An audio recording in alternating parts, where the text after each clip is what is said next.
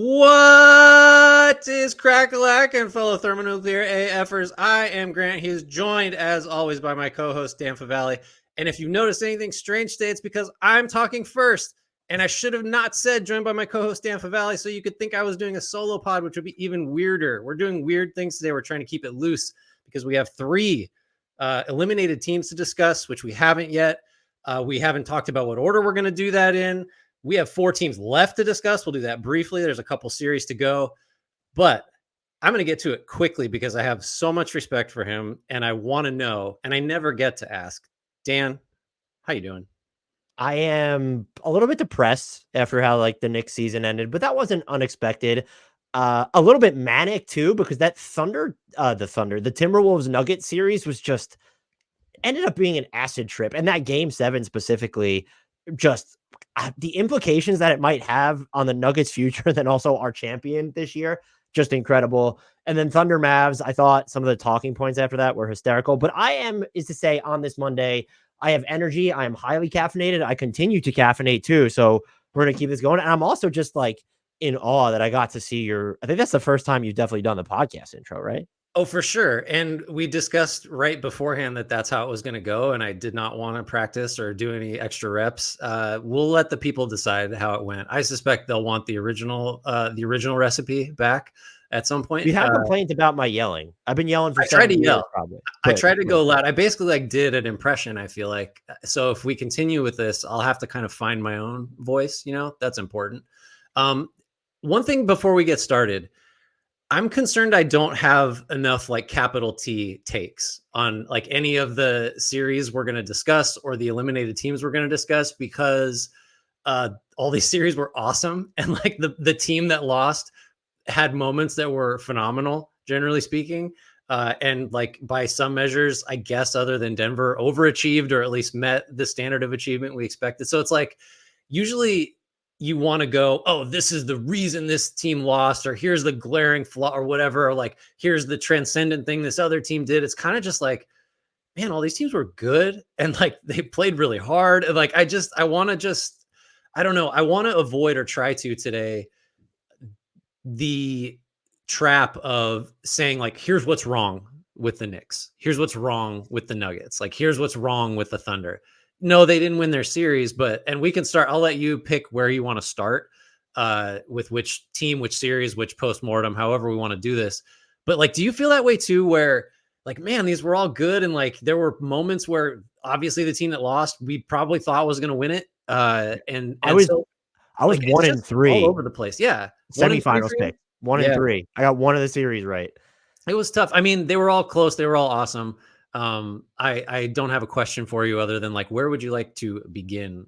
I am with you in the sense that there are definitely things that the teams that lost, which I find more interesting, mostly because we'll do conference final stuff at the end. That's just going to be dated. And so we'll end up talking probably more about the Mavericks in the vein of when we're talking about the Thunder. But you're right. Those all teams are really good. And I think we should start with the Nuggets, because I think I didn't see a lot of this, but I saw and heard some of it in the aftermath that there are people that were genuinely shocked they didn't win the series. And yeah, when you juxtapose it against they blew a 20-point lead in the second half, I get it. Mm-hmm. But Minnesota's been there all year. I was asked on a show I did just before this if this signals a changing of the guard. And it's kind of there was a changing of the guard at the top of the West already, and it included the Timberwolves this season. The Nuggets were there, but they kind of rose because they won the championship. We knew they were relevant, but they won the title last year. But we moved away from kind of this Warriors and who does LeBron play for our talk, and it's Thunder, the Mavericks. We kind of thought they were in it and then fading out, but now they're back in it. I mean, talk about being wrong about the Mavericks. Not related to what we're talking about at the moment, but it's not a changing of the guard. The Timberwolves were right there. And I think that, curious your thoughts on that, but I also just think the better team won this series, and the team that was built to be the Denver Nuggets' foil by the guy who also built the Denver Nuggets, they ended up being the Denver Nuggets' foil. And that to me, more than anything, is what I take away from this series. I think the changing of the guard idea, I mean, in some ways, Anthony Edwards is in a conference finals. For everybody that, it has been talking about face of the league next Jordan, all this other stuff, that tracks, I guess. But that presumes that Denver is not going to be part of that elite class in the West or like shortlist title contenders next year, which I don't think is the case. I think like this ties to, yeah, Minnesota earned it for sure. But like, if this is a 14 game series, we play 7 more, like this might just be 7-7. Like, I think we saw it's hard to get past, Denver kind of lost it at the end because they did blow the 58-38 lead and scored 32 points, I think, basically in the second half. So it's easy to fall into the same thinking we did after games 1 and 2, where the Wolves jumped them. But then there were 3.6 games in between that where Denver was the better team. So like, I think, yeah, new teams have risen into the contender class, Minnesota being one of them, which was there all year. Same with OKC, same with Dallas, I guess now. But Denver's not going anywhere. We can talk about what may change for the Nuggets or like just what may get prohibitively expensive. But like, there's no scenario where Denver is not, I don't know, one of the 4-5, best odds, 20-25 title winning teams next year when we go into the season. Like, so it just, again, I'll get back to what I said initially of like, I can't kill Denver. Like it did look rough at the end when the Wolves were just on this run that seemed so improbable, but like, I don't know, for half of that series, basically Denver was the team that was dominating and it just came out, slightly less than half, I guess we should say. But yeah, like, and I kind of feel that way for different reasons. Like the don't panic for Denver, I have the same don't panic for New York and the same don't panic for OKC, but for different reasons we can get into there specifically. Does that track for you? Or is it more like, oh, the Wolves are now a team that we should just regard as clearly a cut above Denver going into next year? Or it's just like, yeah, they're going to fight it out again. I hope we get another series. I think it's more likely that we would get this series in the conference finals next year than that this somehow signaled that, okay, the West is there's no longer a debate as to who the top of the West is. And by the way, there could just be other teams that enter that, we'll still have to go through the Mavericks. They were built to beat the Nuggets, which is why it's kind of fascinating to see, well, how do they match up against the Mavericks? Like Dallas, we were clearly wrong about them. They might still have other moves up their sleeve. And so like, you can kind of say like Phoenix is done if you think like they might win a bunch of games, but they're not a real threat. Ditto for the Warriors, maybe even the Lakers, but like the Kings still have assets to play. The Pelicans have cards to play. Their Thunder are just floating around out here. So it's not time for Denver to panic. With that being said, like this is and I don't know how much of an indictment it is on how they went about their offseason, but they clearly, based on who was playing by the end, you leaned too far into I'm not going to call it the 2 timeline model, but and I respected what they were trying to do in the sense of, we want to hit on these guys because we're about to get mega expensive. And if we want to keep this core together, we need to hit on some cost controlled players. But by the end of that series, it was Christian Brown. Okay, you hit on him, but we knew that last year. Peyton Watson not playing this series basically, and you having to hit the Justin Holiday button, who played well for you. It's concerning, but to say that they leaned too far into it, you have to acknowledge, well, what was the alternative? They didn't have money to spend. Do you think that they could have done better than Reggie Jackson with the mini MLE? Maybe, but who was the most impactful mini MLE signing this year? It was like you had guys on minimums hitting harder, like a Kelly Oubre Jr., who really wouldn't have done much for this team anyway. And so there's that element to it. The other one is, though, we can also acknowledge Jamal Murray's calf wasn't right. And that created this variance in his performance that, yeah, he was good enough for them to win Game 7. He hit very big shots against the Lakers in the first round as well. And there's always been variance to his performance, but it was more turbulent this year than most. So that's I think a reasonable excuse. But when you look at kind of the way in which they ended up losing, where it was their offense that kind of failed them, and it was just, I know it's just the Wolves, but like when you have a team that can disrupt how you want to run Jokic and Murray together, and then really just disrupt even Jokic, who can still have these great games, but how much credit do you ascribe to the Wolves for, kind of like going after Michael, not even going after, but like Michael Porter Jr. has a horrid series for him. Single digits in the final 4 games, I think he scored. He apologized after the game to his team and felt like if he played better, they would have won. I mean, he's right, but like it doesn't just fall on his shoulders. And so you could look at this as, if Murray's healthier, if Michael Porter Jr. hits shots, and I know, what do you have, 9 boards in Game 7, but there was like 2 issues where just Naz Reid comes in and like he didn't even like have him on his radar, like comes flying in from the corner for that putback dunk in game 7. Mhm. There was issues with a bunch of people in this one. So I think you can look at the Nuggets and say they might just be back here next year and they might be better than the Timberwolves. I'll throw the thing I'll note though is you have to get to a point where you have more than 6 guys that you trust. Yeah. And I don't know how they get there.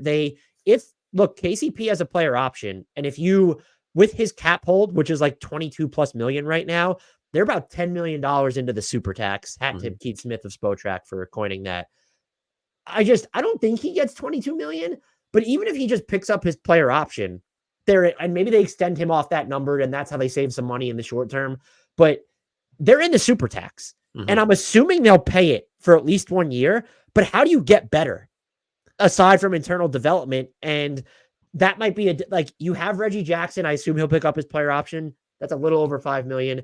Zeke Najee's extension kicks in. That helps you from a salary matching perspective, but oh, hey, you can't aggregate salaries. And so Zeke Najee being your best trade chip at 8.9 million on an extension that, look, he gets 3 fully, or is it 4? Yeah, it's 4 guaranteed years because he has that player option for 27, 28.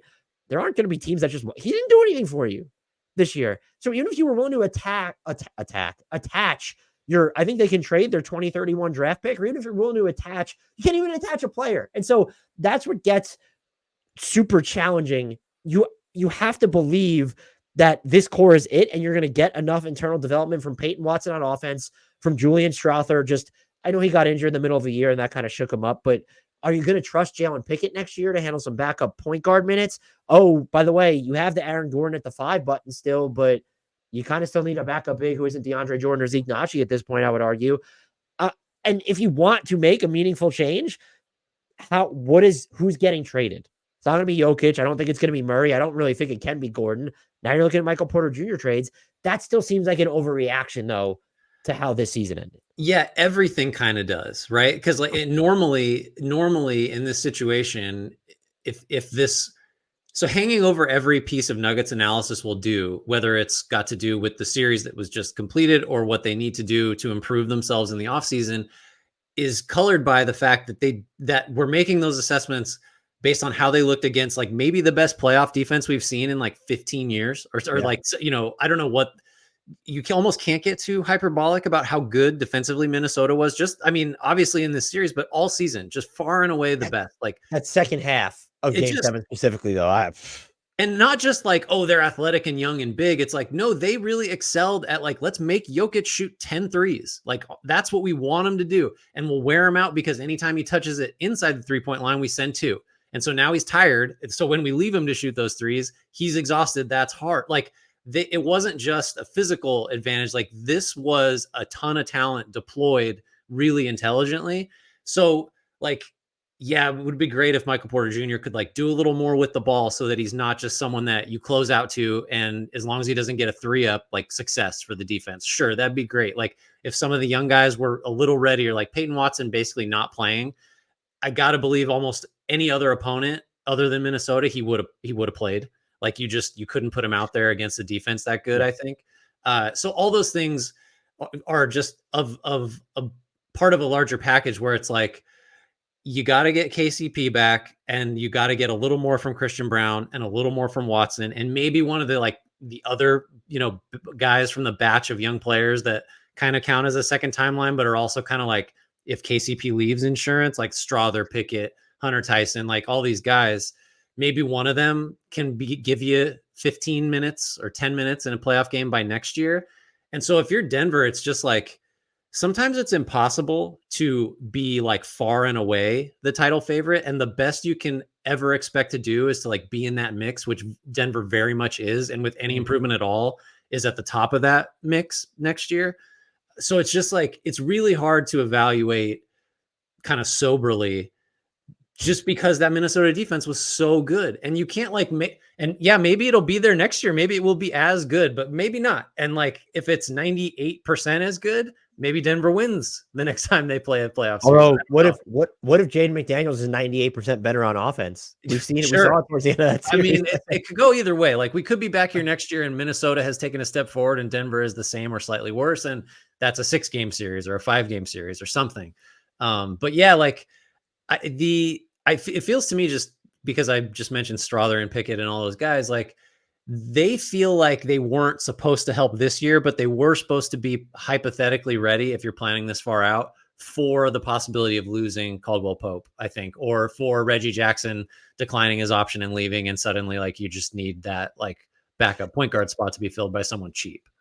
And I was going to ask you, I agree with what you just said. And the Peyton Watson thing, if you're looking for something to find unsettling, him not, you could say, okay, well, it's only against the Timberwolves. And well, guess what? Like that is probably one of if we're looking ahead to next season right now, we need to go through free agency, the draft, trades, yada, yada, yada. That's one of the 2 or 3 teams that Denver is going to need to go through. Sure. Anyway, like that, the primary teams are going to need to go through. I think where it would be time, and this would flip a bunch of our analysis on its head, is if they decide that they can't, and it's not an issue of can't, it would be an issue of what I'm about to say is won't pay KCP. Mm-hmm. And that's when it's, okay, now you just lost 2 of your top 6 guys from that initial title. Bruce Brown, you couldn't pay.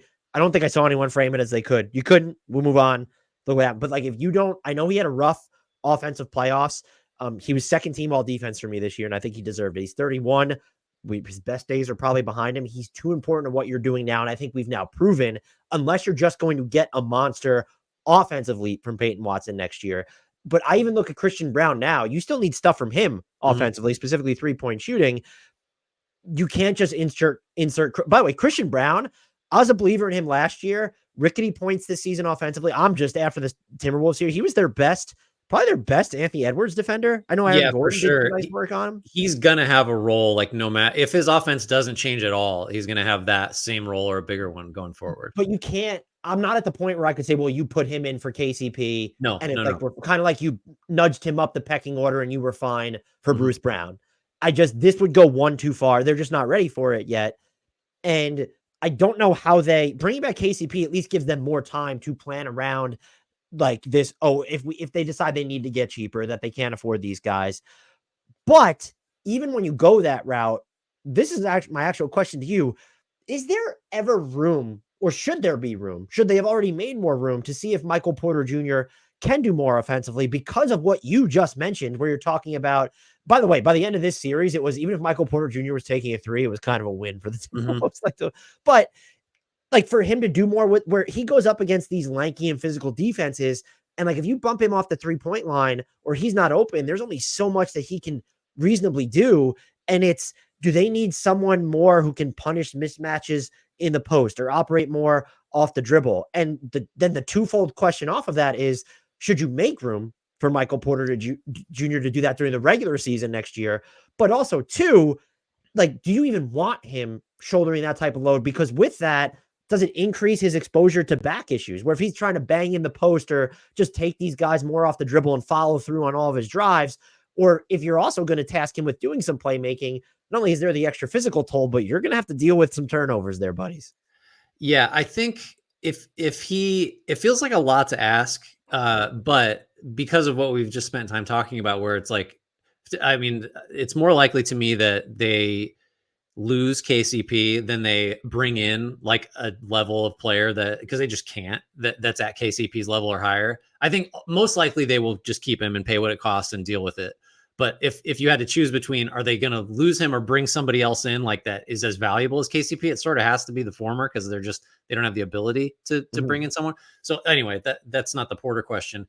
It's fascinating because like he would have to be, the thing with the Nuggets is they had until this series been able to like get to what they wanted to, which is just a heavy dose of Jokic and Murray when they really needed to score. And so like, yeah, to your point, like, I don't know if you want to take away from those reps because you're giving Porter Jr. like more chances, I guess, or just giving him a bigger share of the offense. But like, I guess, yeah, if you're going to play a good enough defense that can actually take away the effectiveness of some of Jokic's game and some of Murray's game, you do just need it to come from somewhere else. And I think of the other 3 starters, like it's definitely not KCP. It's not Gordon, unless like in terms of like, can you score against like a defense that has overloaded to Jokic and Murray? It sort of has to be Porter Jr. I don't even know what that looks like, because he's not someone that's going to like run a second side pick and roll, with any regularity. It's going to have to be like a fake, drive the closeout.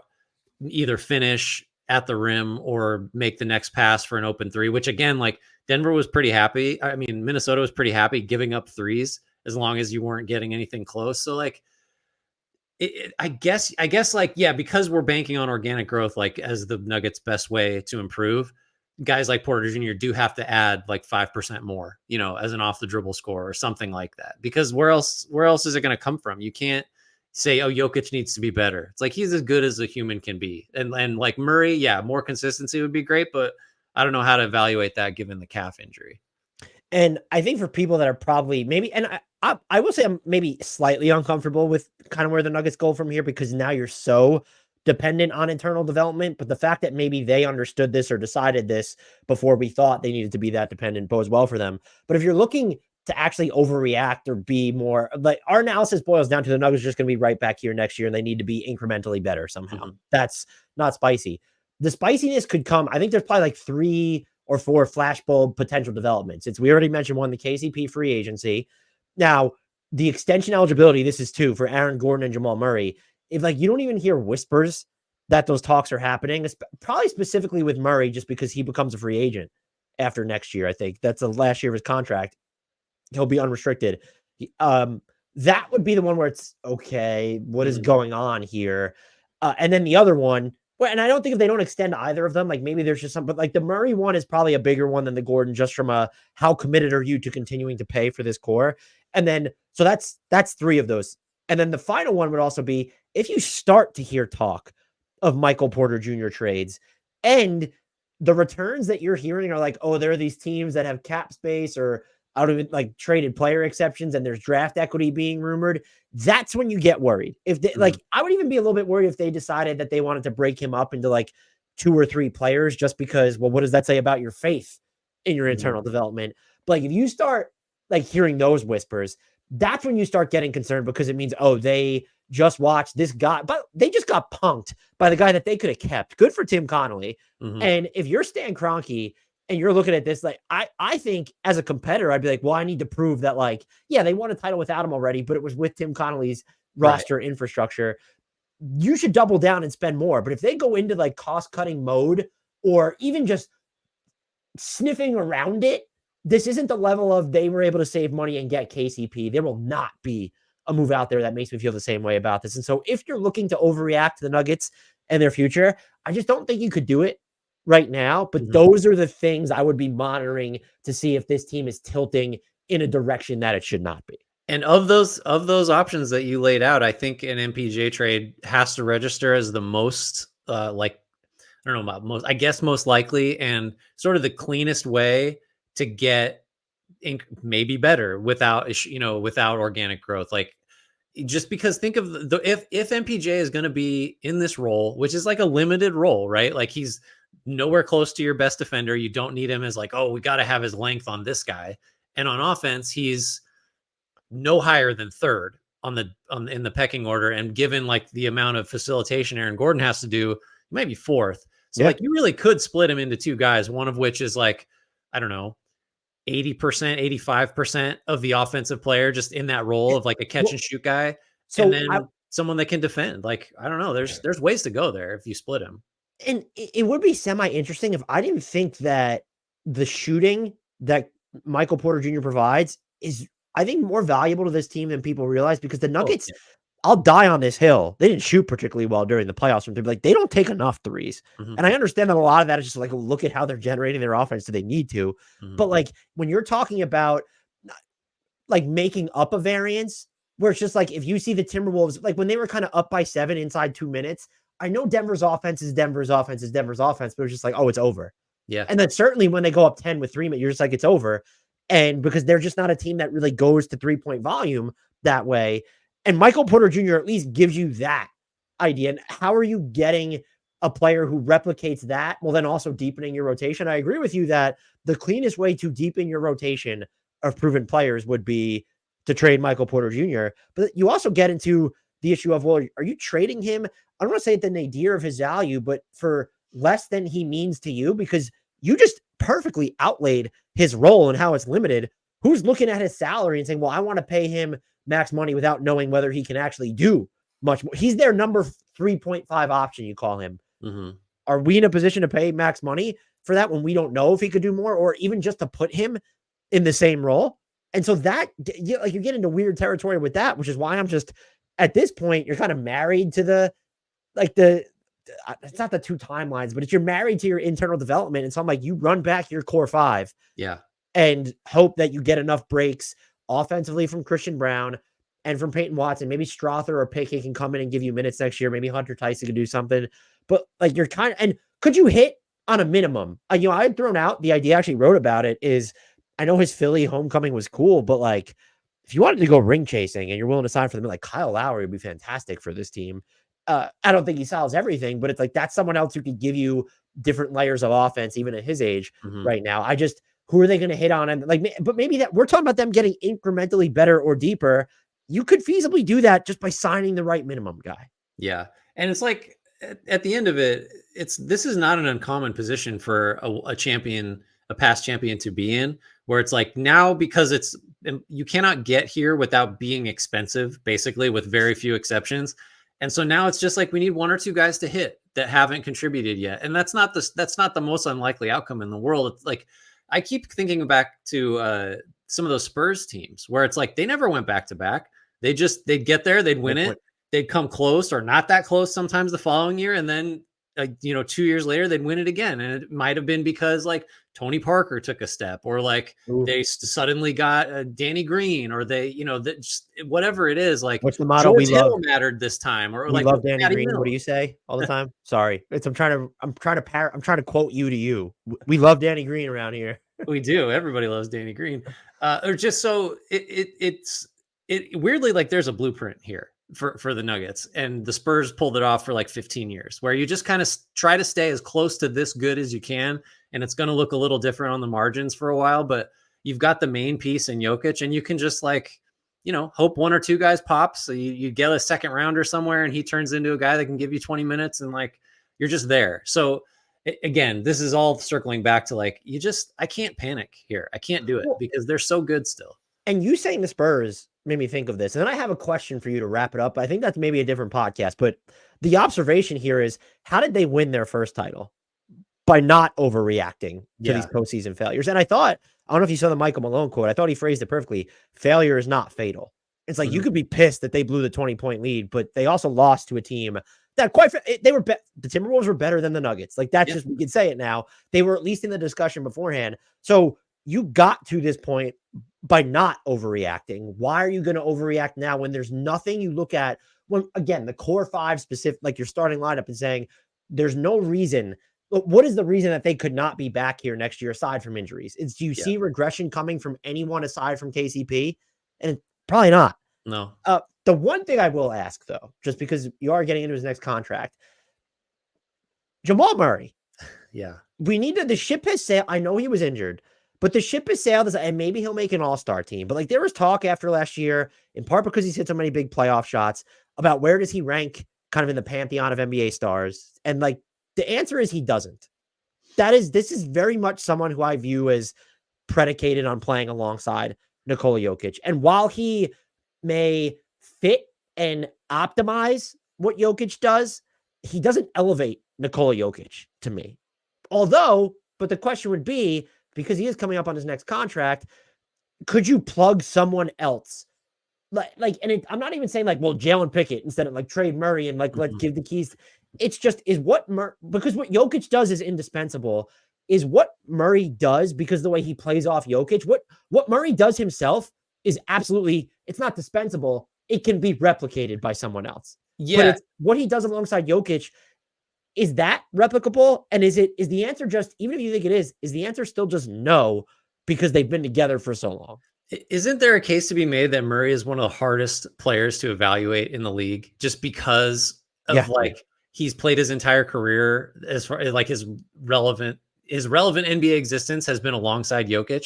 And so it's like, what does he even look like if he's spent his career on another team? Like, what type of player is he? Like, how do we regard him? Like, do we think he's like a microwave six man or something? Like Jordan Clarkson with more defense, maybe? I don't know. It's so weird you said Jordan Clarkson, because I was going to say that name too. I think he's better than Jordan Clarkson. Yeah. Just he's bigger, but still, like, there's a non-zero chance that we regard Murray as like, yeah, he's a nice player. Karis LeVert or so, Spencer Dinwiddie, like something like probably not like that, but I think like because of the whole like Jokic would say like you can't get rid of this guy. I love him. He would say that about a lot of people, I think.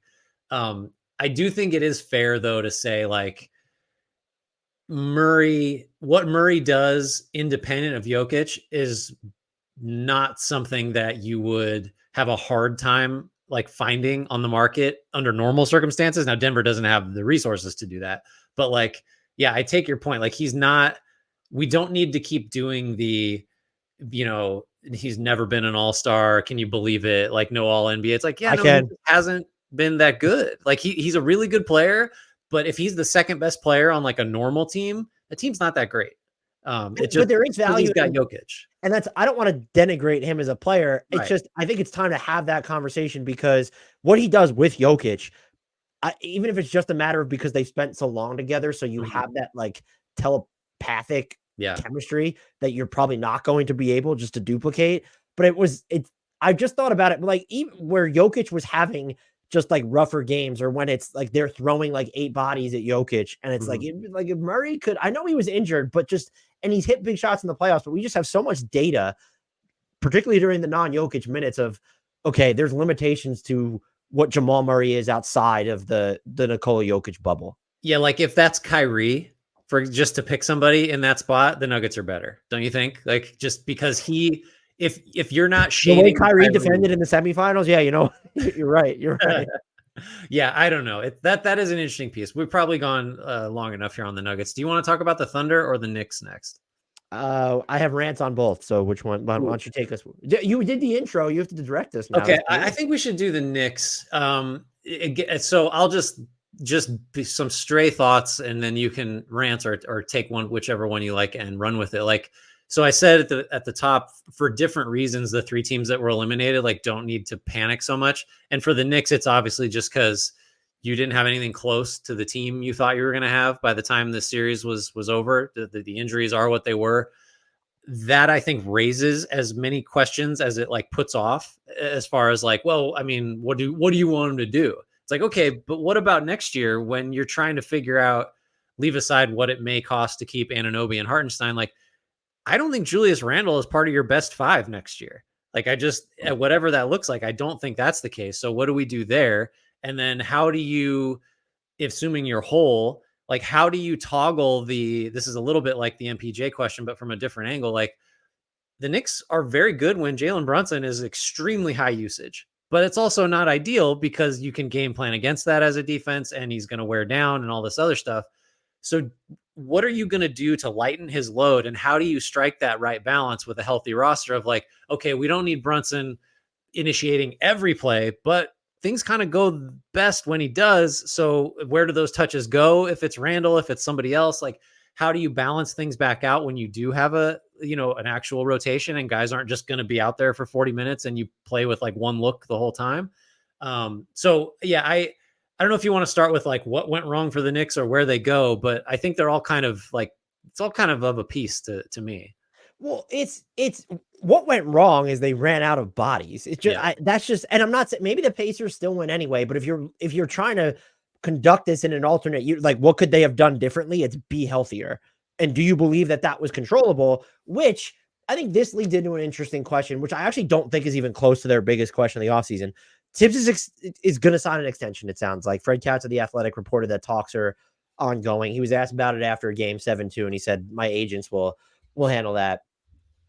He has changed the culture there, and the players love playing for him. And I think there are 2 takes that are so unbelievably stupid that they bend my brain. And I will say one of them is a little bit more convincing than the other, but there was, and I'm not ascribing mine or Grant's opinion to anything I'm about to say, but I found this one tweet interesting that someone retweeted into my timeline from @Flows and Olini. The Tibbs era. 1, Tibbs changes the culture. Players embrace hard work. 2, players perform beyond expectations. 3, a star is born or brought over. 4, expectations form. 5, a deep playoff run is expected. 6, freak injuries. 7, fans defend Tibbs hard. 8, players aren't the same next year. 9, fans turn on Tibbs. 10, he's fired. I take freak injuries as a joke there to say Tibbs's minutes management is the reason that these injuries happen. I don't know that I find that tweet particularly compelling because he wasn't in Minnesota long enough to do damage to anyone. And then if you're going back to his Chicago days, it's okay. Derrick Rose was so young when he tore his ACL. Jimmy Butler has like blossomed into a superstar after, and he wasn't even playing as much under Tibbs as he was for, I guess, when he got to Minnesota for sure. So like, do you ascribe any of the issues that Jimmy Butler's now battling? We know about the Luol Deng, the Joakim Noah stuff. People ascribe that to Tibbs. I think it's more of a situation like, are we concerned about Jalen Brunson, Josh Hart coming back next year, and even Randall? Is his body like, because of the usage that they have now amassed under Tibbs, are we concerned about how that's going to impact them in the future? I will go to the flip side of this argument, where people think the Knicks are built for this, hashtag built for this, because they played so much in the regular season. And I find both sides of that fence to be incredibly reductive. I want to see more information done that would then specifically relate to Tibbs, but to load management specifically, we've seen players who are load managed, Kawhi Leonard, still not available. And then this season, he wasn't load managed, and look what happened. And that's, he played a ton of minutes, but it wasn't even close to the most in the league. It was enough to be in the All-NBA discussion. And if you're a star, you should play enough to be in the goal is to play enough to be in that discussion. And I'm not going to assign a ton of value to the NBA saying, like, we really haven't found a correlation between load management and health because of your business interests. And that came out just so happened to be while you're negotiating your next TV contract. I need to see more. Like, if you want to believe that, I think it's a fair discussion to have. I think the other one is just less fair, where that could be a discussion too. But again, I need to see the data where it's, that's why the Knicks are ready for this, because they played all these minutes in the regular season. That argument no longer holds as much water when literally everybody was injured in time. Like Isaiah Hartenstein, Dante DiVincenzo, like guys who weren't dealing with the actual, like, oh, we're going to diagnose this down to 1 or 2 injuries like they did with Brunson or Josh Hart.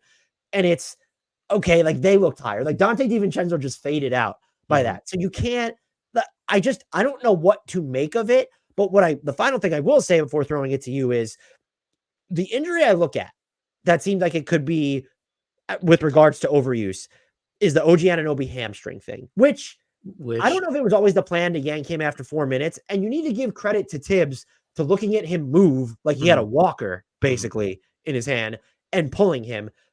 It was unnecessarily reckless to play him. That was just, I know he only played 4 or 5 minutes. He hits 2 shots. What are we fucking doing? You got him for the longer term. And even if you won this series, you were just going to get absolutely trucked over by Tim said he wouldn't have played if the medical staff didn't clear him. Fred Katz had the report that OG Anunoby's been lobbying to play. Part of your job is to save players from themselves. You ultimately did it after 4 minutes, but what was the point?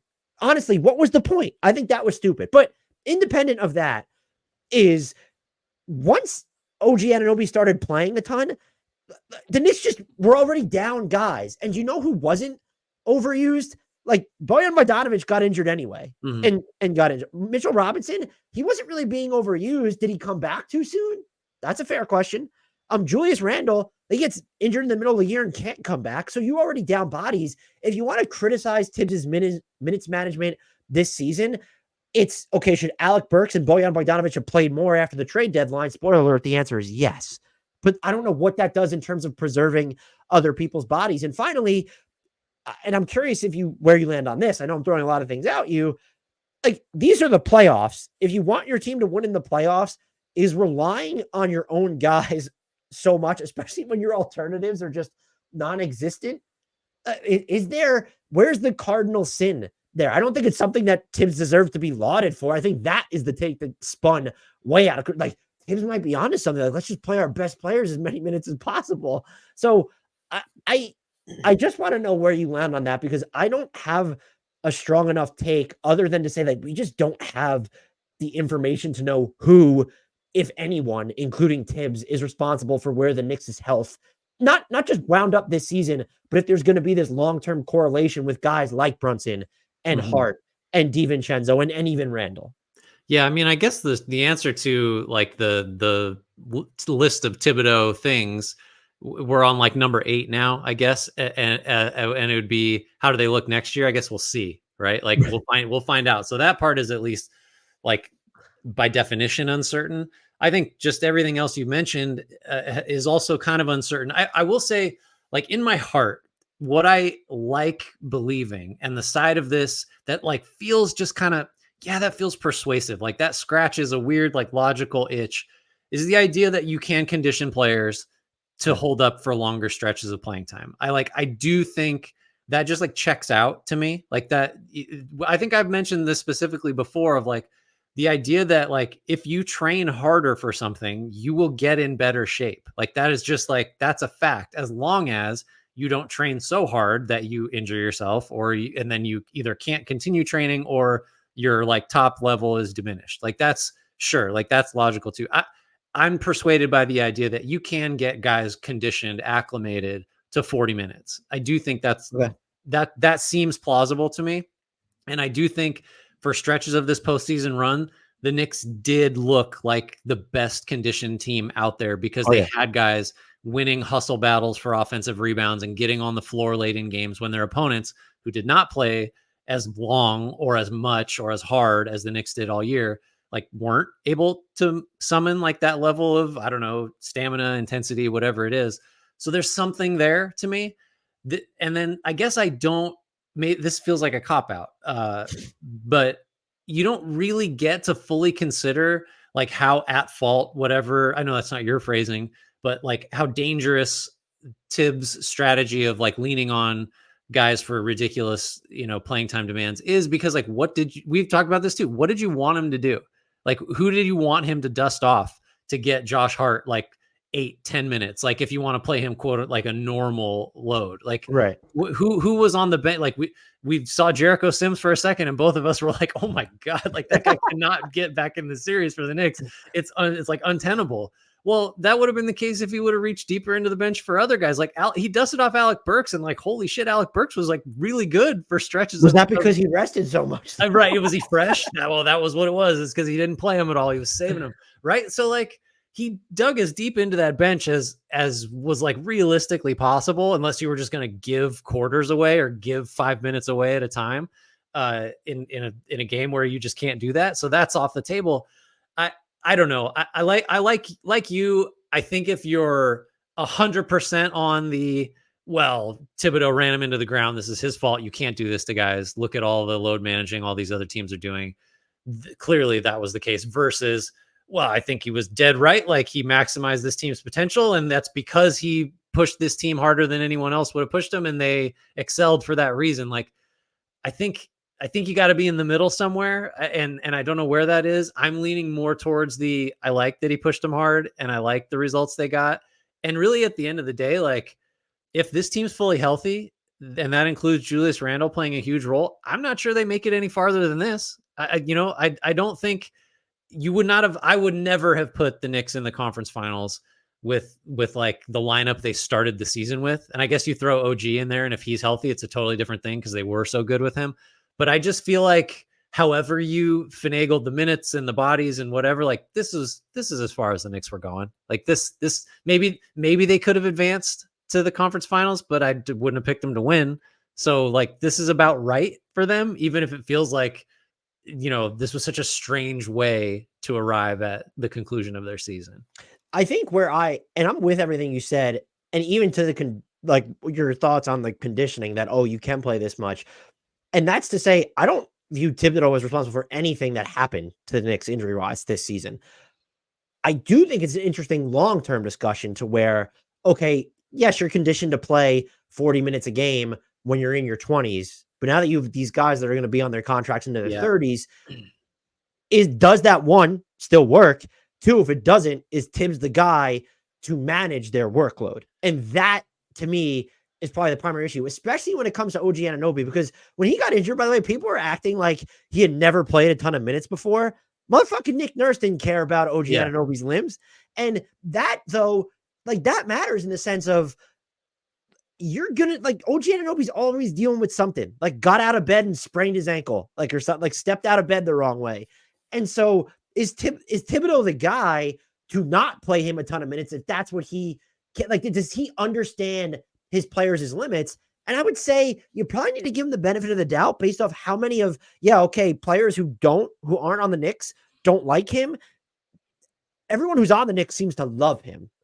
And I guess a lot of people didn't like him in Minnesota, but in Chicago, it was kind of the same way.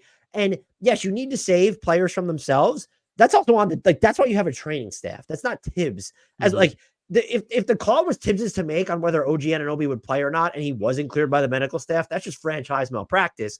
It doesn't operate that way. So I think the agenda against Tibbs is just so overblown, is where I land. But I will say, to think that he's just on to something revelatory is also inane. Yeah, it's got to be somewhere in the middle. Can I ask you a couple kind of semi-specific Knicks questions that I'm just curious about, unless you have something else you want to hit on the Knicks here? Can you hear Cosmo yelping in the background at all? No. Okay, good, because he is upset. I think he falls on the side of, I don't know if he's, that's the nature of the discussion. I don't know if he's pro load management or playing guys 40 minutes a night, but he seems to have an opinion. He's got an opinion. Can we go live to Bert and see? I don't know. No, he's asleep. He's right here, dead silent. So Anunoby and Hartenstein, free agents. Hartenstein, the most the Knicks can pay him, I think, is like just under 73 over 4 years. Yep. OG, whatever they want, but they don't have a $30 million player. It would be weird if he became the first guy on this team. He's not the best player that's making 30. Sometimes that happens. Is there a risk? Maybe list, I don't know which gimmick to use here, like your concern level, or just, it seems like the odds are both of those guys will be back, that no team out there is going to say, OG, we're going to full max you. And the Knicks are like, can't get there. Or we're going to give Hartenstein, 4 for, you just make it so the Knicks are like, now we can't afford that, or we don't want to do that. 4 years and 72.6 instead of 72.5, like whatever it is. Just is there a risk for either of them being gone? And then if not, what does having them both back at those new big numbers do, like, for the next? Because I think hanging over all this is we still think the Knicks need a player who's like at least as good as Brunson, maybe not quite that good. They need their second best player. And I think they've made progress in the sense that we probably would have even said at the start of this season, they still need their first best player. We did say that. We absolutely did. So the fact that they can now say second best player, it's still a pretty big deal, but it's also a big deal that they don't have to say first best player. Yeah. So I think Hartenstein's the bigger flight risk, just because there's a cap on what they can offer him of the 4 years and 72.5 that you mentioned. I think they will offer it to him, but it's also, he seems like a fake flight risk in the sense that who's going to meaningfully come over the top of that to give him, like, it's just look at the teams with cap space. I guess the Pistons could use him, but are you going to start him over Duren? Yeah. Well, Orlando, no. Philly, I guess. No. Like, you have Joel. No, like, you just like, you want to fuck with the Knicks that much that we're just gonna have two bigs. I guess if you're gonna think that Joel Embiid only plays like 45 games a season or something. Yeah. So I think he's back, and that number is fine because Mitchell Robinson's deal is declining and is not huge. And so if you start off like just to ballpark the numbers here, if you're gonna have Isaiah Hartenstein at about $17 million annually, or whatever it ends up being, and then you're going to tack that on to Mitchell Robinson's salary, which for next season is 14, and like 30 something million dollars in your entire center rotation. That's fine. Yeah. So that's not a huge difference. OG is interesting because I don't think he's a flight risk because he can't be. You don't trade two of your core players, even if RJ Barrett kind of regressed out of that discussion. So another team can offer OG 4 years and 181.5 million or something around there. So the Knicks can offer him like 4 years and 189.5. And so that's just money that, like, they could also offer him a 5-year deal. Oh no, I'm actually wrong on their number that they could offer OG. I have it written down. So it's 4 years and 181.9 from other teams. They could give him 189.5 over 4. I was right. I should trust myself. The 5-year max is $245.3 million. This is where things get interesting for me. I'll be shocked if he gets the 5-year max.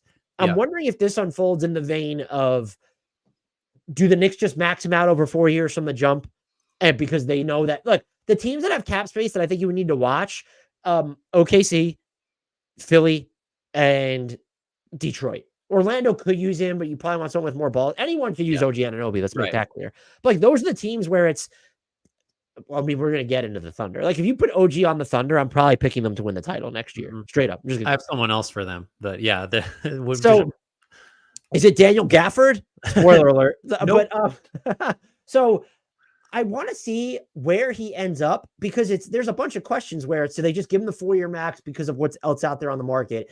Is there a 5th-year carrot involved where he's below the max and at a lower annual number, but you've now beaten out other offers, so this makes you more manageable on a per year basis? Where it's like if they were, so I don't know if that's an option, or do we see him just get less than we expect because you're a non-superstar in the super tax era and teams are not just looking at their payroll for next season now, they're scaling 2, 3, 4, 5 years and beyond. 5 years is probably too long, but you get my point there. So I'm actually more interested in his free agency, even though he's less likely to leave. Does that make any sense? Yeah, no, it does. It's kind of the same, almost. I mean, I guess this checks out, but like it kind of feels the same as the Siakam situation in Indiana, where it's like you can't let him go, but that 5th year and that number that gets way up over 200 gets a little scary. So it seems to me like, to answer my own question, the most likely outcome for him is the one you set up, where it's like they go 4-year max. I'm talking Siakam and Anunoby. That will be the best offer available because no one else can beat that.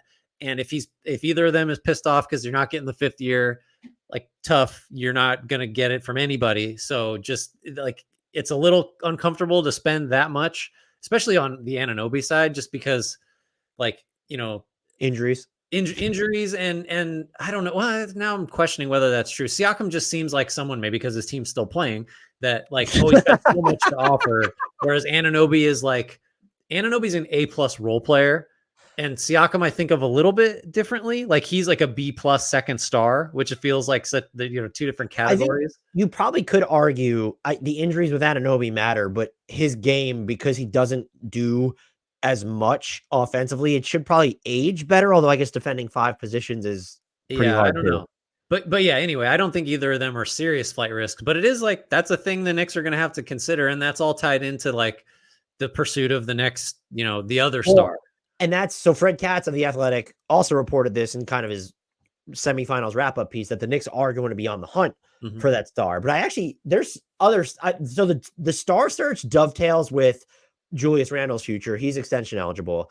The more, I don't know if it's fascinating, and it's not really a choice you have to make, but you offer Jalen Brunson the extension that he is eligible for, which is the Knicks can pay him 4 years and $156.5 million about. And so it would sign him. He declines his player option for 25, 26.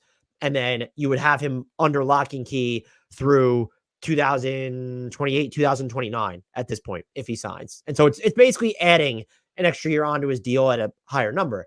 However, if you're Jalen Brunson, next year is your age 28 season. So you're looking at 4 years and $156.5 million. That would, it's a good amount of money. But if you wait to go into free agency and decline your player option, you would be eligible for money that is well more than that. Like we're talking, I think it's 4 years. 270. Yeah. And 4 years and 209. So that's a lot of money. And I think he's probably young enough to where you could say, yeah, you just wait. Because even if you don't get the full max, some team is going to pay you more than 4 years and $157 million. But is there like sort of a revelatory moment for him where, oh, shit can go sideways real fast because I just fractured my hand and injured my leg. And so I'm just going to take this guaranteed money. And is there some weird allegiance to, not weird, but some loyalty to, well, this is the organization, this is the city that gave me the keys and also oversaw my ascent to superstardom. I'm just curious. He said he'd be interested in signing an extension, but like when you dig into the numbers, I would be, if he accepts it, he's got to be the only player in NBA history whose first 3 contracts like are some of the biggest bargains in the league. Because and it's not even, you can call peak LeBron a bargain, you would pay him whatever, same with Steph, but like Brunson being on 2nd round draft pick money to a deal that some people thought was market value ends up being one of the best deals in the league, to then signing an extension when you just finished 5th in MVP voting that would still have you on one of the best deals in the league by the time it's over. I can't bring myself to think that actually occurs. Yeah, laid out that way, 4 for 156.5 is just like, you can't sign that. You if you're him, unless like you are sure that your hand is never going to be your shooting hand is never going to be the same or something ridiculous. Like that's Can just not that is not close to market value. Well, unless can they do something? I know it's being investigated by the WNBA, but like Las Vegas sponsoring the Aces and like giving them each 100,000, which by the way, I don't have a problem with that. I love it. Yeah. But like, can New York do something like that? Like, we're going to sponsor Jalen Brunson for $50 million. That would be the only way that the Knicks could wreck this whole thing is to have some under the table Timberwolves deal that costs you 6 draft picks and a huge fine or whatever. What's interesting about the Brunson number, because you mentioned the second star search, it does increase the urgency when you look at Hartenstein getting more expensive, OG signing what's probably going to be a 4-year max if we both just had to predict how this ends. And then, okay, Jalen Brunson's extension eligible. He will be on new money, not next season, but the season after, basically, regardless of what he does. And Josh Hart, his extension kicks in. He's going to be a little bit more expensive next year. And you have these draft picks, and now you have what you would consider, and actually, I want to throw it to you because you said something to me in a text message over the weekend that like stuck with me. What is the Knicks' like what needs to be their objective this summer? Well, I tie it to like trying to envision they need to be better, right? And maybe some of that's being healthier. How do you get better? And you can't divorce that question from like the star they're going to hunt and the Randall piece of it. So it's like, let's start with if they just come back with this roster and they don't go get somebody, which seems unlikely, what's their best 5? Like, who are you starting? Who are you closing games with? I would probably DiVincenzo, Hart, Hartenstein, OG, and Brunson. Right. Like that would be I think that's the correct answer. And so if that's the right answer, Randall cannot be on this team because he makes too much and he is just like your 6th man, essentially. It's not clear to me that he is a value add, like as a second unit player, if he'd even want to do that. Like that's just not realistic. So he's got to move. Then I guess that's kind of separate from, because you're not like necessarily trading. I wouldn't think you're trading him for your second best player. I just don't know. That makes it harder. I guess the salary match matters, but like if it's Cleveland and it's Donovan Mitchell, which that's a whole other discussion. I am less convinced now that Donovan Mitchell is the right second star for this team than I've ever been. I don't think he's not. Yeah. So, I don't Jalen Brunson's ascent coupled with it, you never should have had the 2 smaller guards. Like that's just not the functioning model. He's if it's an issue that he overlaps with Darius Garland, it's damn sure an issue that he overlaps with Jalen Brunson. Like that's just, they're really different counterparts, but same idea. So what's Randall getting you? And does that mean then that your acquisition of another player doesn't include Randall? So it's some other salaries and all the picks and stuff. I don't know how you get there. It's just like a complicated thing. So I think you need to upgrade the Randall spot. I think you need to get a star. And I think you need to figure out then which of the 5 players you mentioned, and I agree with as a closing lineup, who's coming out now. Is it DiVincenzo goes back to a 6-man role? I guess it depends on who they end up adding. I actually think you probably toggle it because of what OG can do. Depending on the matchups, you could yank Hart or Hartenstein or even DiVincenzo from where it's Brunson and OG are your closing locks. And then if you're going to get a star, you're assuming if you're getting a star who's not going to close for you, then maybe don't get that star. So that would be your third lock. But so you had said preserve. That's why this summer is so important. You said the Knicks need to preserve the spirit, improve the talent. That gets a lot harder to do if you have to start including Josh Hart, DiVincenzo in these trades to bring back a star. As of right now, you do not, because you can guarantee the Bojan Bogdanovic salary and you have Julius Randle. And those two together, you're talking about over $40 million in aggregable salary. And the Knicks, they don't have to concern themselves with the second apron stuff, even with paying Hartenstein and OG Anunoby yet. So you can aggregate those salaries. And that's going to get you to a point, if you guarantee Bogdanovic, you're talking about, I said over 40 million, like it's like 47, 48. And so then you tack that on top of, you could take back 125% plus 250K. That gets you anybody. So like there is your package, and you have the draft equity to then back it up. Even if the team does not view that you're trading with Julius Randle and or Bojan Bogdanovic as a value add, you still have the supplementary assets to back up that offer. I don't know who the player is. And you can talk about players that might become available, but also don't seem like they're going to become available. I don't think Towns was the right answer anyway, personally. And now Minnesota would be fucking stupid to even entertain breaking this up. Donovan Mitchell's not the answer, even if he becomes available. Darius Garland won't be the answer either if he becomes available. People like to mention Devin Booker. Zach Lowe had kind of reported that he's heard there's no Devin Booker trade demand coming. And he's like the guy in that city. And if he requests a trade, like it's all over for the Suns. And he has so many years left on his contract, they could try and cut it out.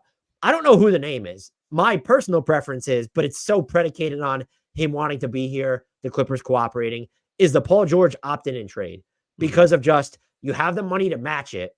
And then I know people, well, he's 34. Look what he just did in the playoffs.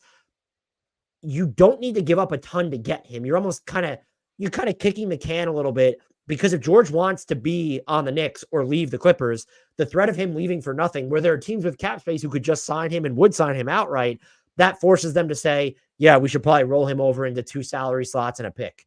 And so now you've gotten a player who better fit. Like, he's just a better fit than Julius Randle. I've seen a lot of people say Julius Randle's better than Paul George. One, factually inaccurate. And two, even if he is, Julius Randle's the cleaner. Paul George is the cleaner fit here. And so you're getting him at a reasonable asset cost. I know his next contract, if he opts in and you trade for him and then you have to extend him, it's a lot of money for someone who's aging. You have the personnel, in theory, to lighten his load on both. On defense, for sure. Offense, he kind of settles into being your number 2, which is, he was kind of like the number 2, number 3 in Los Angeles this year.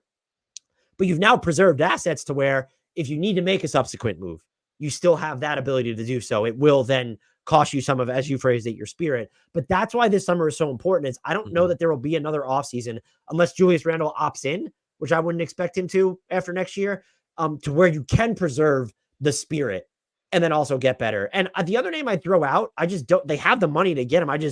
Everything we hear is that Brooklyn is more likely to make a trade to pair someone with, but like Mikal Bridges, I also think it's fair to question, like, can you win with him as your second best player and Brunson as your, like, that might be another, the sum of their parts is just so great that, yeah, it's enough. But I even think after watching these playoffs that you want, like, Paul George is a better, at least for the next couple, I would say another year or two, like, he's going to give you a higher end level of shot creation than a Mikal Bridges. But maybe I'm just so, I don't want to say poisoned, but impacted by what we've seen from Bridges in Brooklyn, where defenses were so geared towards stopping him. Yeah, the George versus Bridges thing is fascinating, because I think it's the case that today Paul George is a better player that gives you more of what you need, but like, we're at a point where it's like, that might not be true like tomorrow. Like, it's that close between him and Bridges. And if I guess it's how I'm like, are the Knicks viewing this as like, Bridges is that piece. We want him, given his age, we're going to get these, next prime years out of him. Paul George, we're like trying to hold on for next year, maybe the year after. I mean, either one of them improves them substantially. It's just kind of a question of like, I don't know, how long do you want this window to be? Which is, I think with Paul George, your ceiling is higher. With Mikal Bridges, your window is longer or higher, however you want to phrase it. Just different house parts. Yeah. The doors open, the floor. We've covered all 4 dimensions of the house. Trying to think if I had anything. No, I think I'm ready to go to OKC. I thought I had one more Randall stuff, but we hit that already. Yeah, OKC's interesting. Where did you land? I mean, okay, I know you have a rant. So this is the 3rd team where it's like, I'm not panicking, and it's just because it's the youth. It's some of this should have been expected, like the disappointing elements of it. Jalen Williams didn't have a series that, he was going to be happy about. Chet Holmgren for you. Yeah, tough personally. Chet Holmgren wasn't consistent enough, needs to prove that he's a higher volume, quicker trigger 3-point shooter to really maximize the value of his ability to space as a 5. The rebounding was a problem. The rim protection was a problem, like all that stuff. But it's like, what did you want from this team? Like, this is their first like deep run. They learned a lot. They know what the issues are. I would say, and maybe this will give you like a springboard, you did know roughly what the issues were at the trade deadline and coming into these playoffs. So if you want to be critical about them not going out and getting somebody, I guess you can lean on that. To me, I don't feel like they blew some opportunity is like a credible take because they didn't go trade a bunch of picks for somebody. This summer, I think they do need to add like a real upgrade on Giddey. That's just the spot in the line in the rotation that has to be better, like in a major way. And then if not him, even the next guy you look at is probably Dort. Like, can we get somebody that's a bigger offensive threat that can do stuff with the ball there? Is it worth sacrificing, minimizing or removing his defense from the team? I don't know. But the Thunder exceeded expectations. They too, like Denver, will absolutely be back. I'm more confident that they will be better than I'm confident that Denver will get better. So it's just we'll get into the offseason. But for them, it's like you need to add a huge piece this summer because you're close to good enough, and now is the time. But I don't feel like you can, in a serious way, really knock them for like literally anything that happened in losing to Dallas. Apparently you can, because I saw, and it was mostly before their loss, that they should have been more aggressive at the trade deadline. I have so many thoughts there. And I had tweeted after I took an edible. I don't know that they kicked my responses. The edible had kicked in, but I was like, it was rolling off me. People were mad. Thought I was stupid. I didn't care. I told you before, I was like, that might be the key. I just need to be high all the time. I think they made the right call not being more aggressive at the deadline, because now you have all this information to instruct your future. Everyone's response was, well, we knew they needed to get bigger. And so that's not the only thing that went wrong in this series. You already talked about it. Yes, they were out rebounded. They lost the second chance points. I think it was 98-67 or 97-68, whatever. That's a big difference. You know what else also happened, Grant? PJ Washington and Derrick Jones Jr. hit 33 threes to J-Dubs and Chet Holmgren's 14. Yeah. If they were going to more than, there's no fucking big man short of Nikola Jokic that would have come, or Joel Embiid coming and shift the fortunes of those series. Just if those guys aren't, like, not even just how poorly J-Dub kind of fared on offense and ditto for Chet Holmgren, but also like what was happening with PJ Watt and Derrick Jones Jr. just hitting so many threes. Yeah. I think too, like in a little bit the same way of how we're evaluating Denver in the wake of losing to Minnesota, like Dallas is just, that defense is really fucking good. It's just that there's no more, more like, will it hold up, or like how real? No. Like the defense is great. And it's just enough like buy-in from Luka, and Kyrie's playing the best defense I think I've ever seen him play. And Washington and Gafford and Jones are just like, the athleticism and the physicality is so sustainable. Like that's such a real thing. I'd be stunned if they didn't. Like, what is this conference finals going to be like, by the way, with these two defenses? We're going to have a lot of games, I feel like, in the 80s and 90s. Yeah. I mean, I'm kind of here for it. I don't mind the low scores if they're played that hard.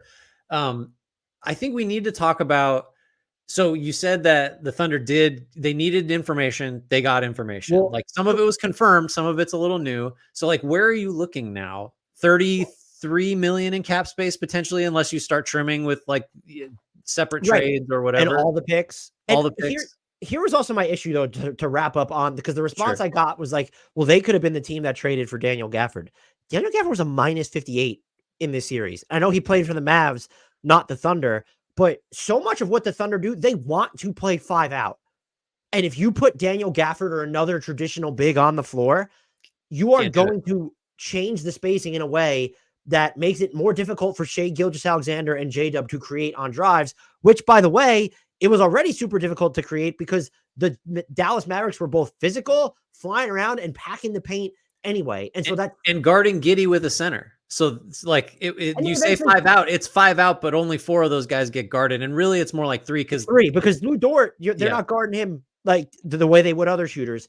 And so they've decided they want to play 5 out. You need to find someone who fits that motif. And so what you needed to do if you wanted, and we both would have been on board if they made a big move, but you needed to find someone who is, 1, a substantial upgrade over big Jalen Williams, 2, been able to play beside Chet, and 3, been the difference in this series specifically. Right. Who did they pass on that would have been the difference in this series specifically? And do you know, this is twofold here, and this will tie into what happens this offseason. PJ Washington was someone that we had talked about them getting. He might have made a huge difference. I don't really know how much he would have helped their rebounding purposes. So many people, including us, perhaps mistakenly so, I still think there's a lot to play out for this. If the cost was a top 2 protected first round pick, I would not have told the Thunder to go get PJ Washington. And so unless you sat there and said they should have beat that offer in the moment, I don't want to fucking hear it. I don't want to hear it. And to that end, the players that you said substantial upgrade, you know when most of those substantial upgrades become available? It's not in the middle of the season. It's over the offseason.